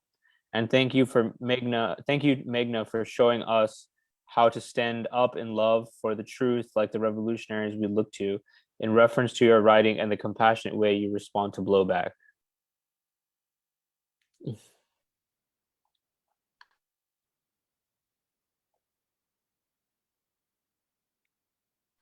And Nabila writes, yeah, Mount Airy from a West Philly girl.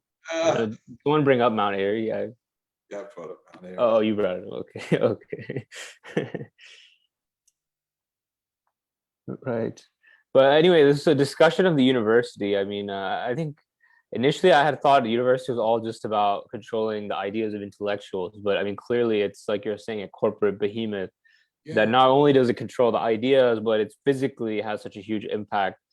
And even in the politics, and I think Philly is basically in a tough position because of being as part of this Northeast corridor, also from like Boston to DC, because here you not only do you have the Ivy League, most prestigious universities in this corridor, you also have basically the government, the state, which is Washington DC, and then you have the capital of finance around the world, which is in New York, and so we're kind of in the middle of that, and so I think that makes the struggle here quite hard, and it has a huge impact on the politics and the ways in which there's like the fake progressive kind of ism.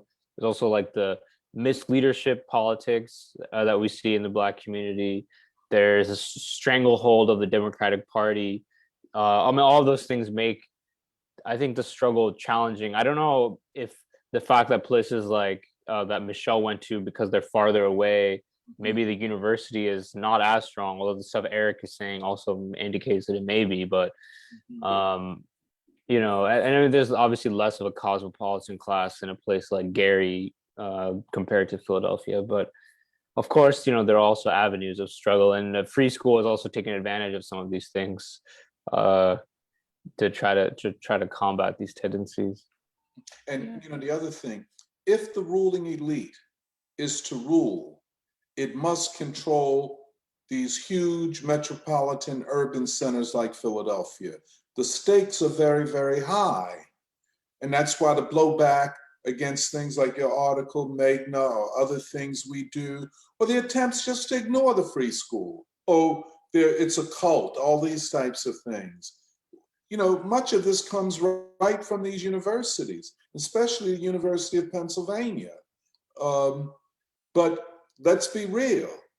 The University of Pennsylvania, like Harvard, like Columbia, Temple maybe, but these elite universities are part of the mechanisms of rule. Without them, without the production and reproduction of intellectual elites, they can't manage society. And the fact that the crisis of legitimacy is the fact that the people are increasingly not respecting the knowledge production of universities. And they don't respect university professors. I mean, many university professors can't venture far beyond where they live or the universities where they teach. And when they do venture out, they don't reveal themselves as university professors for fear of the blowback from the masses.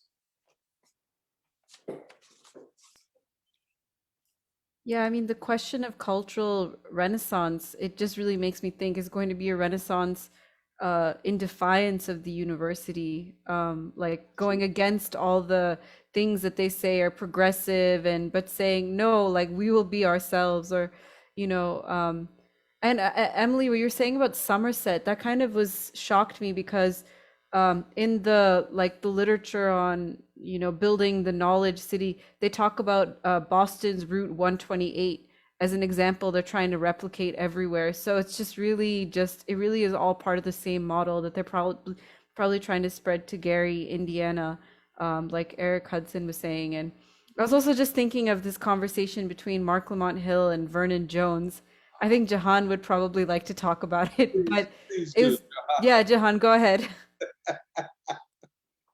I should share it in the comments because it really is worth watching. I just thought it was very illustrative of this clash which we were talking about between the academic slash professional managerial class slash woke activism Yeah. on one side and just basically the masses on the other, as represented by Vernon Jones, who's basically he's a black politician from Georgia who used to be a Democrat but has become a Republican now because he supported Trump in the past 2 elections and is like very angry at the Democratic Party, and now he's running for governor of Georgia. And if he wins the Republican primary, he would be taking on Stacey Abrams. And on the other hand, I think most people are familiar with Mark Lamont Hill. He's, you know, an activist kind of academic. I think he's at Temple now, but he has a new show on some new channel which is on YouTube. So he had Vernon Jones on, and the whole like title of the video was like, you know, Mark Lamont Hill challenges politician who wants to ban critical race theory and he can't like define it. And so Vernon Jones said that if he becomes governor of Georgia, his first day he'll give an executive order banning critical race theory. And so, you know, he had the conversation just started with Mark Lamont Hill saying like, so you want to ban critical race theory, is that right? He said, yeah. It's like, okay, tell me, define what is critical race theory. And then Vernon Jones was trying to explain. He's like, you know, when we were growing up, we were taught that Columbus discovered America. Obviously, that was wrong. There's people that were here when Columbus came, but we also shouldn't take it to the other extreme and pursue a political agenda of a particular political party. And then, but Mark Lamont Hill was like, no, define what it is. Don't talk about that stuff. Define what it is. He's like, okay, to me, it's about, and he was like, to me, it's about, you know, making, and he didn't even let him finish. He's like, no, not to you. Just tell me what it is. And basically, Vernon Jones is like, well, you invited me on your show. You're not letting me talk. You tell me what it is then. And he's like, yeah, I'm happy to. I'm an expert. And then this is the interesting thing is Vernon Jones was like, oh, you're an expert. What makes you an expert? And it was also interesting how they were speaking, because Mark Lamont Hill was very like animated, kind of agitated, performing, I would say. And Vernon Jones just seems like kind of like a down to earth, like very calm Southern guy, you know. And it was when Mark said, "I got a PhD." Yeah, exactly. And yeah. Vernon Jones said, "They come a dime a dozen. That ain't no big thing. You just as dumb as anybody else." Well, he said it was very Southern. He was like, "Oh, you're an expert because you have a PhD." Well, Mark Lamont was like, "I'm an expert. I have a PhD from an Ivy League university in 12 years as a trained scholar." It's like, oh, you have a PhD. You think that makes you an expert? They come a dime a dozen. You're just as dumb as 2 left shoes. It was a very Southern insult. I haven't heard that before. Yeah. But then Mark Lamont Hill was like, he told his producers mute his mic, and they actually muted Vernon Jones's mic. And then Mark Lamont Hill was like, I'm not. You know, you're not gonna call me names on the show. You're a black Republican. I haven't called you an Uncle Tom, a Sambo. And then he proceeded to say 3 or 4 other names. And while Vernon Jones was muted and off camera, then he explained, oh, this is what critical race theory is. This is why you're dumb to oppose it. So I just thought it was very illustrative because he was basically being very academic. One, he was going back to his authority, Ivy League trained or whatever. And when he saw that someone doesn't respect it, someone who's probably more representative of the mass of people, and is like, what is that? You're just being elitist, basically. Then he had to mute him and take him off. And like you're saying, Doc, like as we've also experienced with people who've in the past may have come to the Church of the Advocate and then never come back because they're not used to ever being challenged or ever having to go head to head or ever having to debate or explain anything. They're only used to having the platform, having the monopoly, having the authority. And that's basically what was in that video clip. And I think that depending on who viewed it, if it was like a gentrifying West Philly professional or activist, they might say, oh, Mark Lamont Hill looked better in that debate. Oh, he's an Ivy League scholar. But I think the majority of ordinary people watching that would have sided with Vernon Jones. So I could see that very clearly. I mean, well, one thing that came out is that critical race theory is an academic theory. Mm-hmm. It does not come from the people, and it's being imposed as a pedagogy, as a theory of teaching American history and race from above without consulting the people. And so it is the expert against the people. And, you know, Mark was literally saying to this man who does not have a PhD, shut up and listen to what I'm telling you. But what Mark also said is that critical race theory is not being taught anywhere in the country because it's a legal theory. It is not a, you know, I don't know, man. Yeah, Critical race theory is a whole problem in itself, man. Right. Well, it feels like, you know, this whole language around gender, which came out of the academy, and we're all supposed to be, you know, identifying these various pronouns and the new term of CIS, and I don't know if that's an acronym or what that necessarily represents, but again, it's like being imposed upon the people, and there's a major pushback, and so critical race theory is just following this sort of trend, and it's just going to, you know, it's going to create this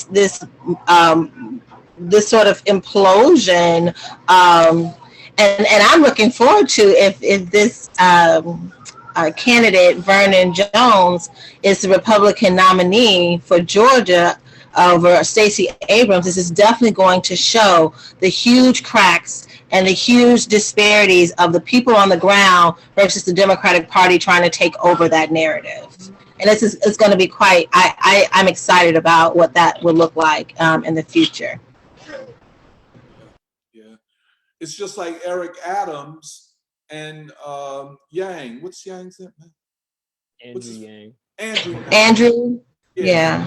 The progressive versus, you know, just the down home grassroots guy that grew up in Brooklyn and still from Brooklyn and is anti-gentrification. Yang is the candidate of the gentrifiers. Now, there's several other candidates. One who seems to be more progressive, whatever that means these days.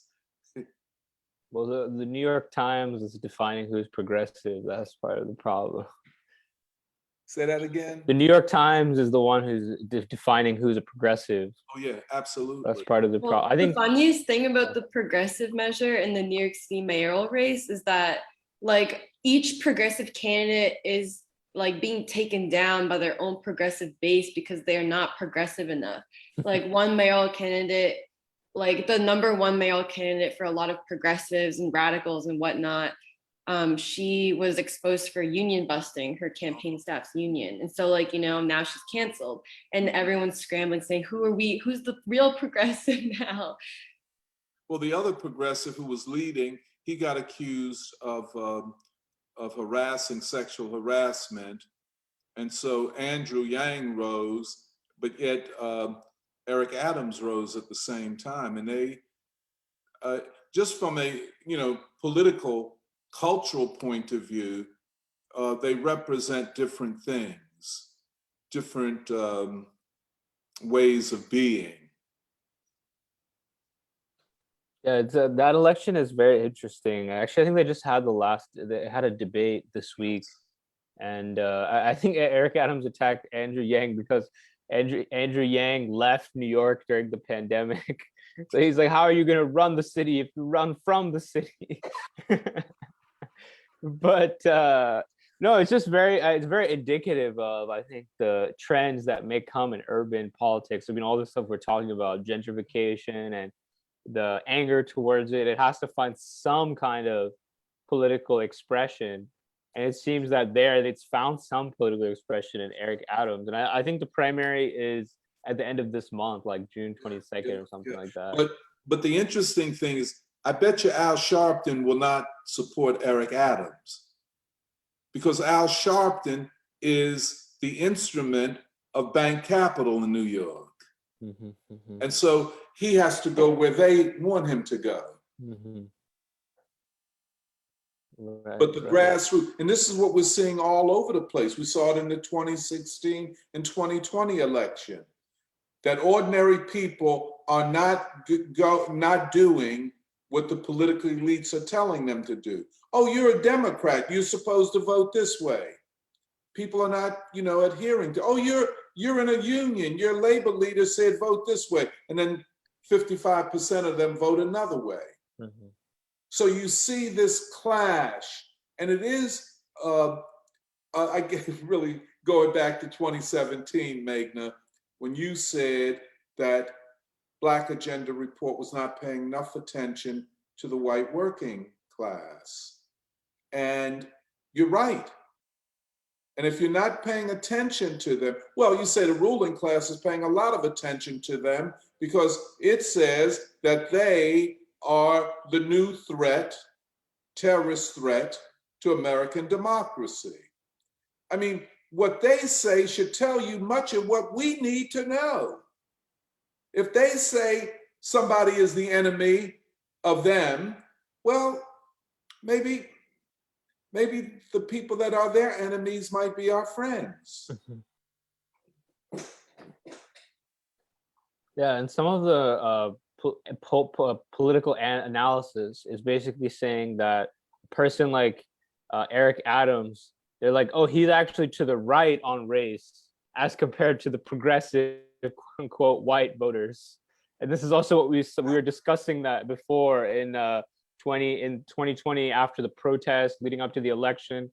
The New York Times is making a similar argument that Black voters are to the right of the college educated whites on race. Yeah, they're to the left of Black voters. On policing. Yeah, on policing, but I genuinely would be defunding the police. Right. Yeah. So the gentrifiers are the progressive ones. The community people who are being gentrified are the reactionary. We're to the right of the gentrifiers because gentrification is a progressive move. Right, exactly. Exactly. Yeah, I mean, it's very interesting, this polarization and just this clash. I think we're just going to see it more and more everywhere. And it's indicative of what's happening in society. Well, I think it's time to have lunch. Lunch and a nap. Good to see you. Thank you. It's great seeing you guys too. All right. Bye-bye. Okay. Well, thanks to everybody who joined us. Thanks for all the presentations. And we'll see everyone on the live stream next week.